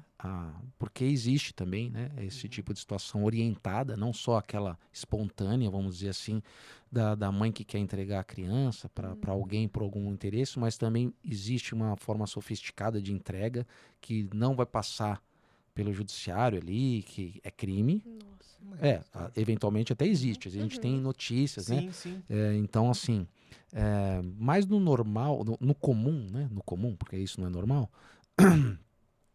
eu acho que diminuiu bastante, porque a legislação hoje ela é mais rigorosa, existe mais fiscalização, a gente vive um período que todo mundo tem um celular, né, que consegue gravar, que consegue documentar isso de uma forma mais eficaz. Então hoje as pessoas estão mais receosas e mais conscientes também, por outro lado. Então eu acho que houve uma diminuição sim, a percepção é de diminuição, mas que ainda existe, e por uma série de fatores. Às vezes não é porque a pessoa tem algum interesse econômico de ganhar para deixar com a família A ou B algum benefício financeiro para entregar uma criança.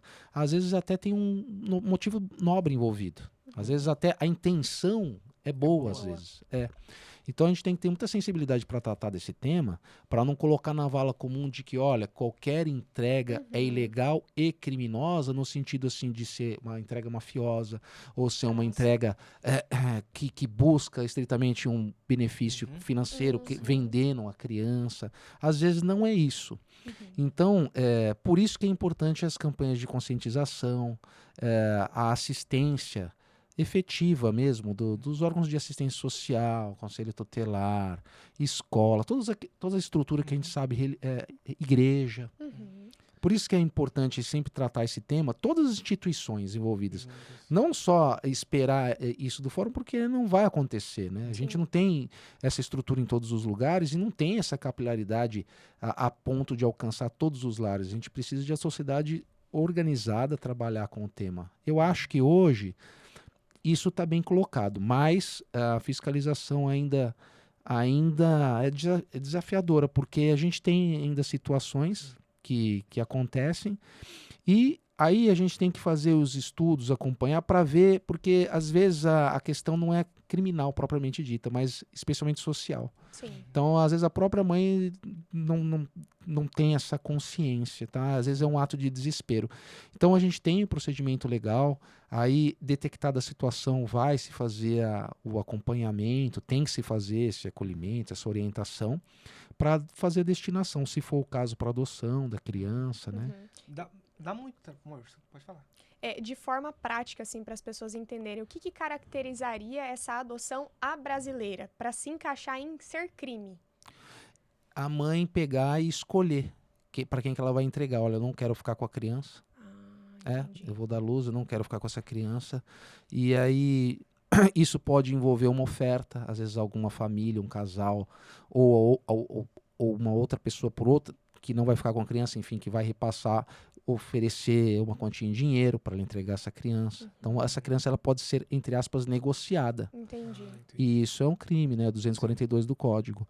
Mas a gente não pode esquecer que a gente tem lá um parágrafo até que prevê esse tipo de situação, que se for por um motivo nobre, o juiz pode reduzir a pena para a pena de detenção, ou até mesmo aplicar um perdão judicial, mas não deixaria de ser crime na origem, quando for uma entrega por motivo nobre, assim, olha, não tenho condição nenhuma, deixa com o vizinho, mas não foi ela não negociou a criança, era para salvaguardar a criança, mas não fez isso de uma forma orientada, desconhecido. Então aí nesse tipo de situação, você nem dá prosseguimento com a persecução, não vai ter propriamente, mas assim, é ilegal, né? Então o que vai ser feito? Uma orientação, aí tem que a equipe fazer isso tudo, porque às vezes só falta apoio mesmo. Às vezes a mãe, ela quer a criança, mas ela está num estado de desespero, porque às vezes fica abandonada, e aí depois ela pode se arrepender. Depois de passar um pouquinho o puerpério, passou um pouquinho o período do parto, e aí isso é terrível. Então a gente tem que tentar fazer isso com a melhor forma possível. Sensibilidade do juiz, de né, sentir. uma sensibilidade mesmo, Então, porque... a questão... Isso.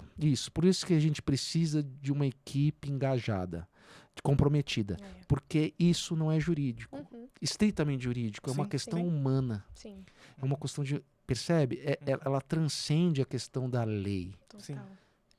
Então são processos que eles não tem uma dificuldade jurídica. Você não vai fazer discussão de direito, algo aprofundado. A gente vai analisar, é fato, É vai social. descobrir. É social. Social. E o social envolve todas essas questões, né? E como que a pessoa deve fazer então, doutor? Vamos supor que uma mãe está assistindo agora ou conhece alguém que vai dar luz, ela está desesperada e tudo mais. O que ela vai fazer? Qual que é o primeiro lugar que ela pode buscar no estado onde ela fala assim, eu vou achar um refúgio aqui, pelo menos para me dar um conselho e tudo mais, ou eu vou direto no judiciário? Onde essa pessoa pode ir, doutor? Ela pode ir em qualquer órgão da rede ou fora dele. A questão é que a gente tem que conhecer o tema para poder contribuir onde tiver. Por quê? Se ela for ser atendida um pré-natal, ela já sabe que ela não vai ficar com a criança. Então ela pode pedir orientação para quem vai atendê-la, para a equipe lá de Da rede de saúde. Então a equipe de saúde deveria, pelo menos, ter o conhecimento para poder fazer o encaminhamento. É claro que eles não vão dar andamento depois, mas fazer o Sim. encaminhamento. Então, pelo menos chamar o conselho tutelar para poder ter notícia disso no Interessante. pré-natal, por exemplo. Ou, enfim, o pessoal da assistência social do município, CRAS, CREAS, ou a própria equipe de psicólogos e assistentes sociais do fórum. Então, qualquer o órgão que tem essa notícia, né? Qualquer um que recebeu, foi na delegacia fazer a comunicação, foi no Ministério Público fazer a comunicação para a equipe, as psicólogas e assistentes sociais vão laudar, vão fazer acompanhamento, vão fazer o estudo de caso, vão entrevistar.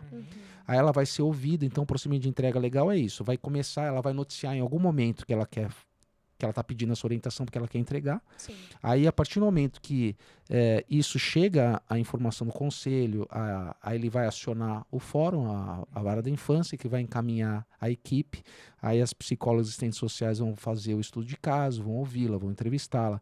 Aí, se ela realmente confirmar a vontade, ela vai ser ouvida numa audiência com o juiz e ela declarando que ela sabe as consequências que é perder, de fato, o poder familiar sobre a criança, aí vai ser destituída do poder familiar e essa criança vai ser colocada em adoção. Como é que funciona a adoção, né? Isso aí era a próxima pergunta mesmo. Uhum. Pode continuar aí, doutor. Posso falar? A adoção, então, ela, nesse processo é um segundo caso, mas ela pode ocorrer, por exemplo, em outros casos de abandono, né? Abandono ou destituição por maus tratos, por abusos, as crianças podem sofrer, aí o responsável ter a perda do poder familiar, e essa criança geralmente vai ser acolhida por um tempo institucionalizada, né, na casa-abrigo, né, e que toda a comarca tem que ter, a gente tem a nossa, tem em Nova Olímpia também, para que essas crianças fiquem temporariamente abrigadas em algum local, né, porque às vezes não tem família, às vezes fica, infelizmente, muitas vezes os pais às vezes acabam sendo presos e às vezes a própria criança é vítima de delitos, então acaba tendo essa separação. Ou abandono também. Aí essas crianças vão entrar num cadastro, né, de adoção e vão ser chamados os casais habilitados à adoção. Vai ter curso, né? Então, para ser habilitado, você vai ter que fazer um curso, vai ter que passar por estudos também econômico-financeiros e sociais, para ver se tem condição mínima de poder receber. E cada casal, quando faz a habilitação, ele pode escolher um perfil de criança, que é outro tema muito sensível, viu? Muito sensível. Porque é a dificuldade de adoção para algumas crianças. Porque geralmente o casal, o comum é querer crianças até 7 anos. Sim. E geralmente sem questões de saúde, né? Então saudáveis aí até 7 anos. Passou não disso. Questão de cor da pele, nada disso, né? Ou até isso. Não, também pode ser escolhido. Ela pode escolher o perfil da criança. Sim. Mas assim, à medida que vai se fazendo mais exigências, vai ficando mais difícil a adoção, né? Sim. Mais difícil a adoção. Então, o processo de adoção se for para uma criança, vamos dizer, entre aspas, bebê saudável, ele vai ficar no mínimo de 2 a 5 anos ali, aguardando um período médio aí. No mínimo, porque assim, é o perfil mais difícil. Sim. Porque praticamente todos os casais querem. Agora, se você pega lá um perfil de 7 anos a adolescente, a 18, a 17 anos, de 7 a 17, aí já vai ficando mais difícil. Porque à medida que vai entrando na adolescência, menos casais Sim. querem a adoção, porque já não vai ter mais aquela primeira memória, Sim. já vai ter embate de educação, porque a criança já vai ter hábitos adquiridos. Aham. Tá? E se você entrar na questão, então, de deficiência, que pode ser deficiência física, mental, aí, então, a chance de adoção diminui mais ainda, porque tem menos casais propensos ainda a adotar essa criança ou adolescente. Então, assim, quando a gente diz que é uma questão de humanidade, porque tem que ter um altruísmo muito grande, tem que ter uma vontade muito grande de transformação, de acolhimento, porque a adoção, em regra, é irretratável, né? Então, o filho vai ser filho para sempre, né? É uma decisão muito importante. Então, amedronta muito. Amedronta muito a ponto da gente ter essa dificuldade para algumas categorias, né? Vamos dizer Isso é assim. uma pergunta muito interessante. Você falou, adotou é filho pra sempre, né? Então, a próxima pergunta aqui, adotei, posso devolver? A pessoa pode devolver, doutor? Às vezes, a família assusta, né? E aí vem querendo devolver, né? Ela fala, pelo menos Acontece, não é raro acontecer, né? Aham. Não é raro acontecer porque nos primeiros embates, né, depois que passou, entre aspas, lua de mel, né? Aí bate o senso de realidade, né? A criança começa a fazer malcriação, começa a não ser tanto Começa a ser criança às vezes, né? sai fora do script do que eles esperavam. Sim. E aí vem a manifestação, a gente quer devolver, né? Então, assim, é uma pergunta importante porque ela é recorrente. O que fala a lei, né? O Estatuto da Criança e Adolescente? Ele fala que é irretratável. Então, assim, uma vez pai e mãe, para sempre pai e mãe, né? Claro, em situações excepcionais, essa criança ela pode acabar tendo uma alteração de guarda ou até de estado de filiação. Mas aí a gente está falando de situação de abuso, de abandono, né? Alguma situação que acabe justificando em interesse da criança retirar daquele casal. Então, excepcionalmente é possível, mas não só pela mera vontade de ter se arrependido. Assim. Quando Tem que ter algum perigo pra criança. tem que ter algum valor maior ali envolvido em relação ao interesse da própria criança, tá? E doutor, o senhor vê, tem muitos casais querendo adotar? Porque deve ter um cadastro no fórum de casais. Tem bastante ou não? Ou é pouco? Mesmo que seja da idade até 7 anos, tem bastante pessoas querendo adotar ou não? Como que funciona hoje? Ó, falando de cadastro, tem muita gente, porque a gente tem o cadastro, além do município, a gente tem o estadual e o nacional do CNJ. Nossa, Então, a gente tem legal casais no Tudo Brasil interligado. todo. Nossa. Mas, como eu disse, vai afunilando os interesses, né? Então, assim, tem muito casal para pouca criança. E tem muita criança para pouco casal. Nesse sentido que a gente tinha tratado anteriormente. Então, assim, mas tem, numericamente falando, eu não sei te falar agora, que eu teria que olhar estaticamente, mas assim, tem bastante gente porque a gente tem o cadastro nacional. Então, eventualmente, esgotou o município, que a gente dá preferência, esgotou a comarca, esgotou o estado, a gente vai para o cadastro nacional. Entendi. Então, já teve situação aqui, uma situação que a gente fez uma colocação, começou, inclusive, quando eu cheguei na comarca, já estava em andamento. A colega Melissa já tinha dado início já a uma colocação numa família do Rio de Janeiro, que eram dois irmãos. Dois Nossa, irmãos. que legal. Na época lá. E então é possível. Aí a gente socorreu porque eles já eram adolescentes, já eram maiores, um acho que tinha 15, outro 14. E aí é difícil. É difícil a adoção, porque já passou a primeira fase da infância, Sim. aí já começa muito conflito, adolescência, aquela aborrecência, né? Eles começam, não quer fazer as coisas. Sim. Então, e na época foi feita a colocação na lista geral, na lista nacional.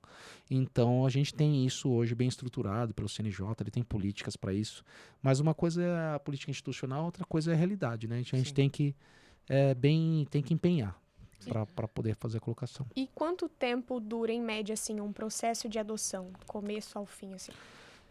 O processo de adoção ele não pode ser muito rápido, porque não dá tempo de estado de convivência, você não consegue ter a percepção real de que essa criança está bem colocada, mas não pode ser muito lento também, porque senão você tem o efeito inverso. Caramba, Então, eu digo Nossa. assim, assim, falando na prática, ele vai durar ali, de 1 ano e meio, Nossa. talvez um pouco menos, depende, porque às vezes o processo de adoção ele pode ser mais rápido, porque o estágio de convivência iniciou anteriormente ao início do processo de adoção propriamente dita, porque a gente tem ações acessórias, às vezes essa criança tem que ser colocada em guarda por qualquer outro motivo, antes mesmo de iniciar um processo formal de adoção. Então, às vezes, ele já iniciou a convivência antes de iniciar o processo de adoção. Então, depende. Mas não deveria demorar. Nesse sentido, a lei ela quer, mas também eu tenho que respeitar os prazos. Sim. E só- Pode doutor, ir. um bebê. A mãe acabou de ter o bebê, ela não quer, já foi ao fórum, tá tudo certo já. Esse bebê, ele vai para uma casa transitória ou já tem como colocar ele em uma família já para ter a convivência? Porque a gente tem praticamente certeza que essa criança bebê, que foi para casa dos pais, ela não vai voltar nunca mais se os pais forem bons pais e assim por diante.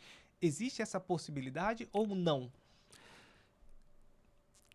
Eu digo que seria o ideal, né? Porque o recém-nascido, o bebê de poucos meses é uma questão, mas o recém-nascido, por mais que a casa-abrigo, por mais que institucionalizando, você tem ali os servidores que, enfim, com todo o esforço do mundo estão acompanhando ali, eles têm um rodízio, tem turnos, e tem um déficit estrutural natural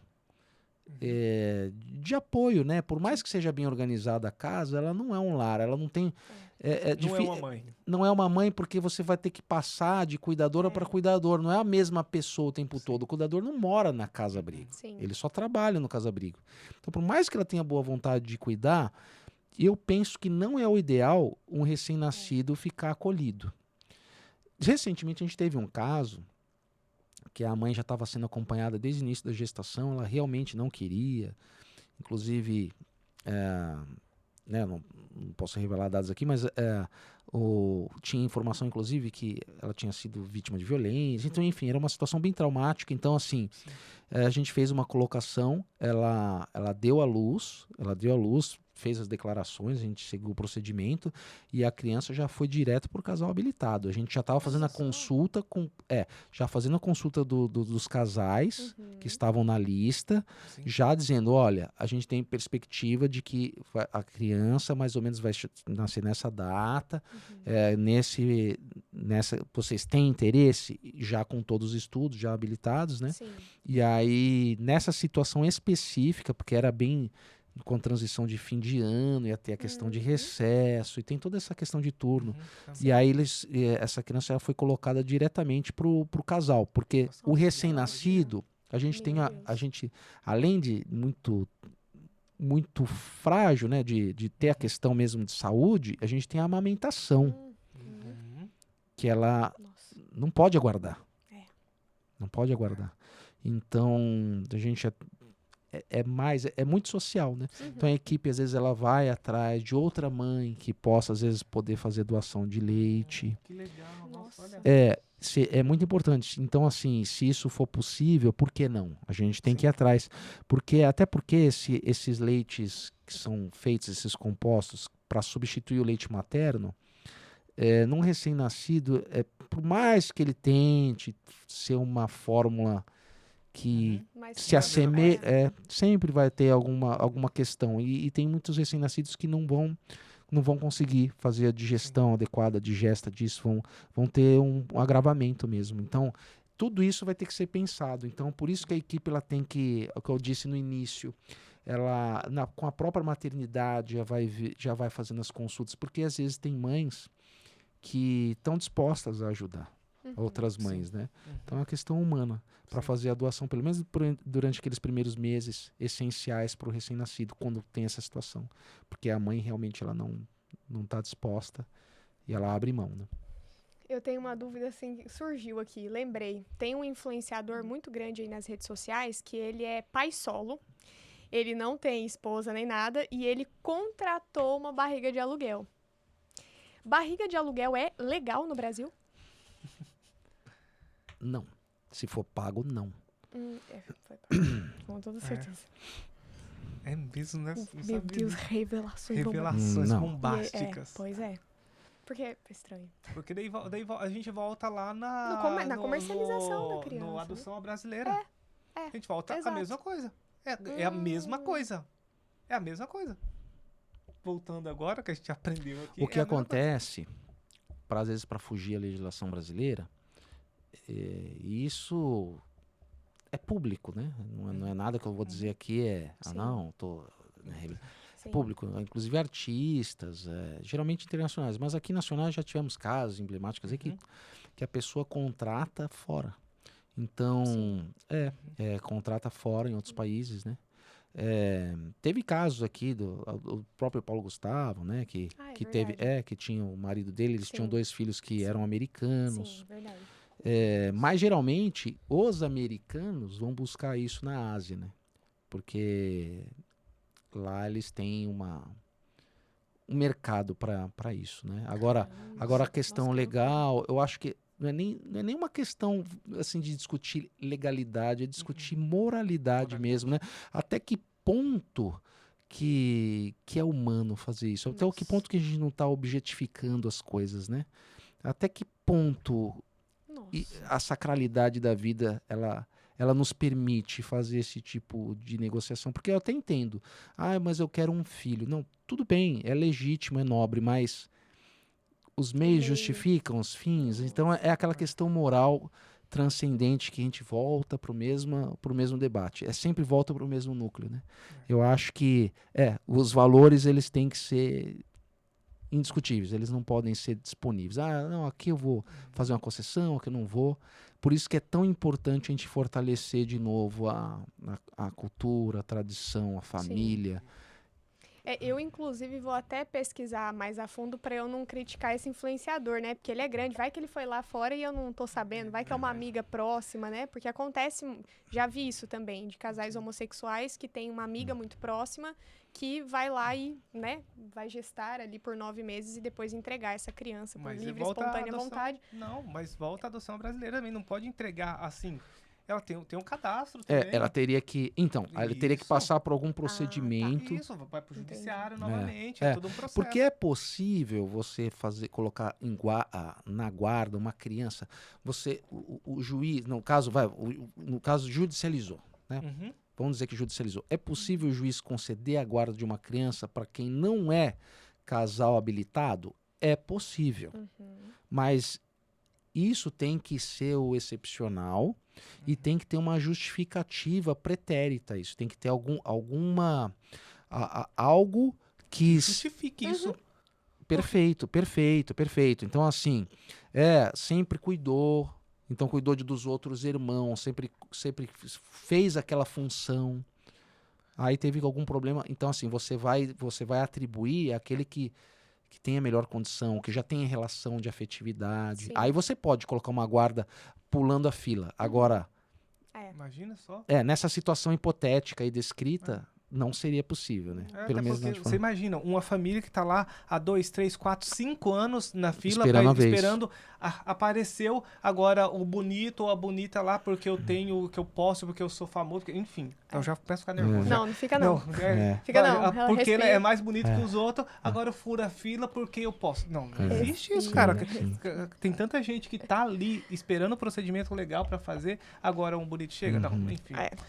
Nós temos que caminhar pro final. É isso que eu tô pensando aqui. Eu tô vendo o horário aqui, doutor Santos falou 9 horas, já são 9 Já passou, 9h10 já. A gente vai caminhando pro final. Nós temos que fazer uma parte 2 aqui, porque tem tanta coisa ainda. Mas tá tranquilo, podemos ir. Podemos marcar, doutor, vamos marcar uma segunda vez pra gente falar estritamente de um assunto. Delito juvenil. Isso. Vamos marcar, porque em pouco tempo vai ter sobre adoção. A gente marca Semana próximo, Nacional. Isso, a gente marca próximo pra gente falar mais. Até a gente pode fazer um episódio extra pra gente conversar só sobre isso. Daí a gente dá trazer mais dúvidas aqui da galera também, verdade, né? Verdade, vai trazer mais polêmica, enfim. Vai lá, qual parte a gente vai agora? Mas é isso que dá audiência. Né? É verdade. Olha, é verdade. E dá dor de cabeça também. Também, né? Cuidado. Vidinha, vamos caminhar pro quiz então, pro finalzinho? Vamos então. Eu tava aqui empolgada, nem vi a hora passar.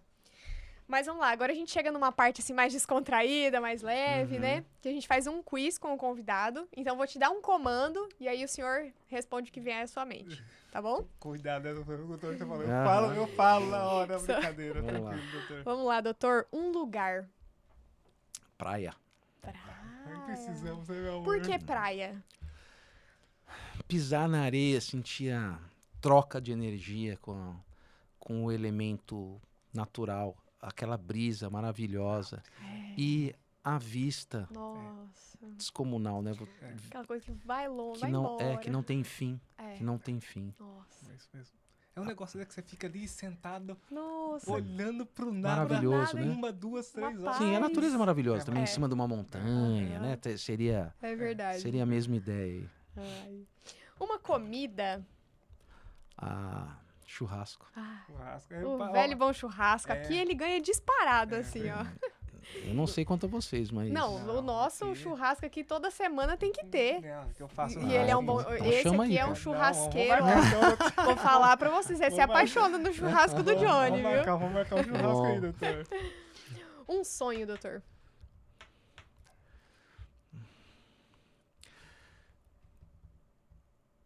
que a humanidade tivesse realmente compaixão, né? Fraternidade, assim. A gente parasse de ver tanta iniquidade no mundo. Mas é bem sonhador por enquanto isso. Mas que a gente começasse efetivamente a ver isso acontecer novamente. Pelo menos ver na nossa vida aqui. Porque os processos demoram muito, né? Eu queria começar a ver realmente a transformação. Estar vivo então, pra ver isso. eu acho que... Porque a gente acaba tendo mais...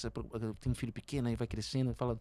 Mas agora vai ser, agora vai ser. A gente sempre tem tantas notícias negativas, né? Nossa, Mas a gente tem que sempre manter a... esperança. Não, e enxergar o que é bom. Tem muita coisa boa no meio também.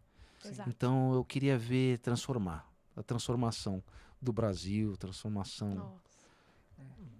Transformação do mundo, né? É. Isso daí é quem não quer, né? Eu sempre falo que as coisas ruins nunca podem estar sobre as boas, né? Que as boas verdade. precisam prevalecer. Elas são concomitantes, então a gente tem que... Olhar pra elas. É. Olhar pra elas. Um grande aprendizado. A vida, né? O convívio com... Todo dia, eu diria assim, todo dia. Às vezes a gente acha que não aprende mais. Esse trabalho aqui eu já estou fazendo. Essa pessoa eu já conheço. Né? A gente acha que pode colocar as coisas numa caixinha. A gente se transforma todo dia. Nós não somos o que éramos antes. Eu sempre pergunto, há 5 anos atrás, hein? A Isa de 5 anos atrás. Nossa. E de 10 anos atrás. E de 15 anos atrás. É a mesma pessoa, né? Dizem que o rio que não é o mesmo, né? Uhum. Depois que ele passou, né? É. Então tudo está em constante transformação, né? E aí, meu amor? Doutor. Vai tu agora. Quero que o senhor diga algo Esse que o vai ser senhor difícil. comprou de R$1 até R$100 que foi muito útil nos últimos tempos. O que foi aquela coisa que o senhor falou assim, caramba, que coisa legal. Se eu soubesse Compra nada disso, com né? quase Por que, 100 que eu não reais. comprei? Eu acho Por que eu quem não compra comprei? é a Nádia, hein? Não, mas por exemplo, tem livros, tem... Ó, doutor, já saiu geralmente- chaleira elétrica, já saiu... Bolinha de chocolate, prensa francesa, francesa. já saiu O que necessaire. foi que o senhor comprou de R$1 até R$100 Uhum. nesse limite aí? Pode passar um pouquinho, né? Aham. Até R$100 que foi muito útil. Muito Falou, útil. caramba, Fala, gostei disso nossa. aqui. Podia ter comprado antes, talvez. Interessante isso, porque já teve algumas que eu comprei e falei, nossa, se eu soubesse disso antes, né? Seria tão fácil. Uma coisa que eu acho que é relativamente boba, mas, nossa, toda vez eu falo, cara, ainda bem que tem isso. Deixar uma frasqueira no carro. Não é que eu tomo cerveja, eu deixo nada não, Aham. mas toda hora que eu preciso, porque fica balançando, você põe um líquido, põe uma Aham. garrafa, alguma coisa, Uhum. eu deixo a frasqueira no porta-malas. Tem aqueles elásticos com gancho, Aham, sim. eu prendo. Olha E aí eu deixo ali porque sempre tem alguma coisa para carregar, alguma miudeza, para não ficar batendo ou virar e ficar vazando lá no carro. Uma frasqueira, eu tenho uma frasqueira, isso aí pra mim foi, eu paguei barato na época, não foi muito... Aham. E- que legal. Estamos precisando. Todo nossa, dia, cara, Jesus. todo dia eu uso, porque eu vou carregar alguma coisa, pô, vou deixar onde isso? Já Aham. tá Aí tem, Legal. e evita quebrar coisa, porque antes de colocar, bota a garrafa no cantinho, você faz a Aham. curva. Nossa. Já foi. E mantém organizado, né? Organização. Pelo menos você sabe onde tá, né? É verdade. Doutor, a gente pede uma indicação, se o senhor puder indicar alguém para estar no lugar que o senhor está, uma pessoa que o senhor também admira, uma pessoa que vai contribuir com a sociedade também. A gente pede uma indicação, se o senhor tiver alguém para indicar para nós, a gente vai entrar em contato com as pessoas, se ela quiser vir, será Sim. uma honra para a gente receber. Posso indicar duas? Vai lá, doutor, vai lá. O ex-promotor criminal aqui da nossa cidade, Dr. Lisandro, Sim, conheci. excelente pessoa, boníssima. Isso mesmo. E o nosso ex-juiz criminal aqui de Barra do Bugres, o Dr. João Portela também. Fino também, e gosta muito de Barra do Bugres, viu? Verdade, isso Eu mesmo. acho que vai ser um prazer aí. Se ele vier aqui, ele com certeza vai chamar o Fumaça para jogar uma bola, porque ele Isso gosta é- de jogar bola. Isso é certeza. certo já. Ele gosta de certo. jogar bola. Já teve realmente. vez dele vir e jogar a bola lá, eu nem sabia que ele veio. Eu falei, ô Olha João, só, fiquei sabendo que nem você avisou. veio, porque Ele gosta de bola. vieram me contar que você veio aqui na cidade e não me falou que você estava na cidade. Que Mas legal. ele é tranquilo, ele, não vou te incomodar tal. A gente Tá vai, bom. mas vamos entrar em contato com eles com certeza, Com para que a gente certeza. possa trazer aqui e eles possam contribuir também. Doutor, a gente passa ao final uma mensagem final. O senhor pudesse dar uma mensagem não só a gente fala assim, para o mundo. Pra que, 8 bilhões de Para pessoas. que outras pessoas pudessem, ou até mesmo para o senhor no Que futuro, oportunidade, hein? ou até para os seus filhos possam assistir daqui 10, 15, 20 anos. É. Qual seria essa mensagem que o senhor daria? Acredite em si mesmo. Sonhe mesmo. Não tenha vergonha de sonhar. Realize um pouquinho cada dia no caminho do que você deseja. Isso é transformador. Com o tempo, eu tenho certeza que olhando para trás você vai se surpreender. Então, a mensagem seria sempre em frente, olhar sempre em frente e o sonho se realizará, vamos dizer assim, né? Em todos os campos, né? Porque às vezes a gente acha que algo é melhor pra gente e aquilo não se realiza daquela forma, mas é porque mais pra frente, de uma forma impensada antes, a gente vai conquistar algo que tá reservado e talvez até melhor do que a gente planejou antes. Então a gente nunca pode esquecer isso. Isso no concurso também é válido, isso em todas as áreas, tá? Porque eu imaginei algumas situações que se frustraram e depois, passado, às vezes bastante tempo depois que... Aí eu falei, nossa, não, realmente. Então, às vezes o que a gente acha que foi uma derrota, uma fraqueza, na verdade só é a preparação. É só se manter, né? É a consistência de manter o idealismo aceso. Nunca deixar de acreditar. Excelente. Uau. A gente, geralmente, para os convidados, a gente fala assim, as pessoas como acompanhar nas redes sociais, mas não sei se o senhor tem rede social. Eu não Geralmente o tenho rede magistrado social, não tem rede social, não quer tenho, ser- não tenho Instagram. não tem- Aí, ó. Então, já pulamos essa parte. Mas quem quiser me visitar aqui, os novos advogados, os ex-alunos, né? Só para elogio, né? Não para reclamação. É isso aí. Eu não vou receber. Tem que fazer um Mas filtro. se for para elogiar, pode ir lá, passar aqui no fórum. As portas estão abertas, tá, gente? A gente brinca, mas a gente tá aqui para servir, né? Então, assim, qual que é o nosso propósito, não esse, né? E é bacana, é legal saber. É legal saber. Então, às vezes eu me surpreendo. Doutor, foi seu aluno, tal, e tá fazendo... Interessante, é muito legal porque é um prazer pra gente, sabe? Aí eu falo, nossa, tava lá no casamento da Laura, aí a celebrante, nossa, foi meu professor, Cara, até a gente se surpreende porque vai passando tanta gente, às vezes a gente até esquece, né? Que eu olho e falo, não, eu conheço, mas será que é minha ex-aluna? Será que... Aí a gente fica às vezes sem graça de falar. Sim. E também falou, Montou e também não vou... vai- aí você falou, também não vou perguntar, porque Vai pode que- pegar mal. Você pode ser mal interpretado, mas é muito legal. É muito legal a gente realizar na vida dos outros. E assim, o que a Isa falou é absurdo, é 8 bilhões de pessoas. Porque assim, o alcance é inimaginado. A gente grava hoje, daqui a pouco lá na frente, olha, assisti 50, seu podcast. 100 anos tá aí. Sim, sim, a gente está em interlocução com pessoas que a gente não tem ideia. Entendeu? Aí lá na frente, Imagina se Lá na seu frente. avô tivesse gravado um podcast naquela Nossa. época. para o poder senhor- ouvir o hoje, senhor para poder assistir ouvir hoje. É Nossa. a oportunidade que seus netos, É. seus bisnetos vão poder ter, né? Sim, Vão poder Caraca, ter, meu avô, vão poder cara. ter. Sim. Sim, Assistir essa entrevista aí. verdade, privilégio, né? E doutor, e encerrando aqui, nós gostaríamos muito de agradecer ao senhor Eu que pela agradeço, Johnny. oportunidade, por o senhor ter vindo aqui. A gente sabe É. que deixou até filho em casa e tudo mais, deixa os afazeres, deixa o descanso. Muitas vezes a gente aprecia muito o tempo, valorizamos muito o tempo das pessoas.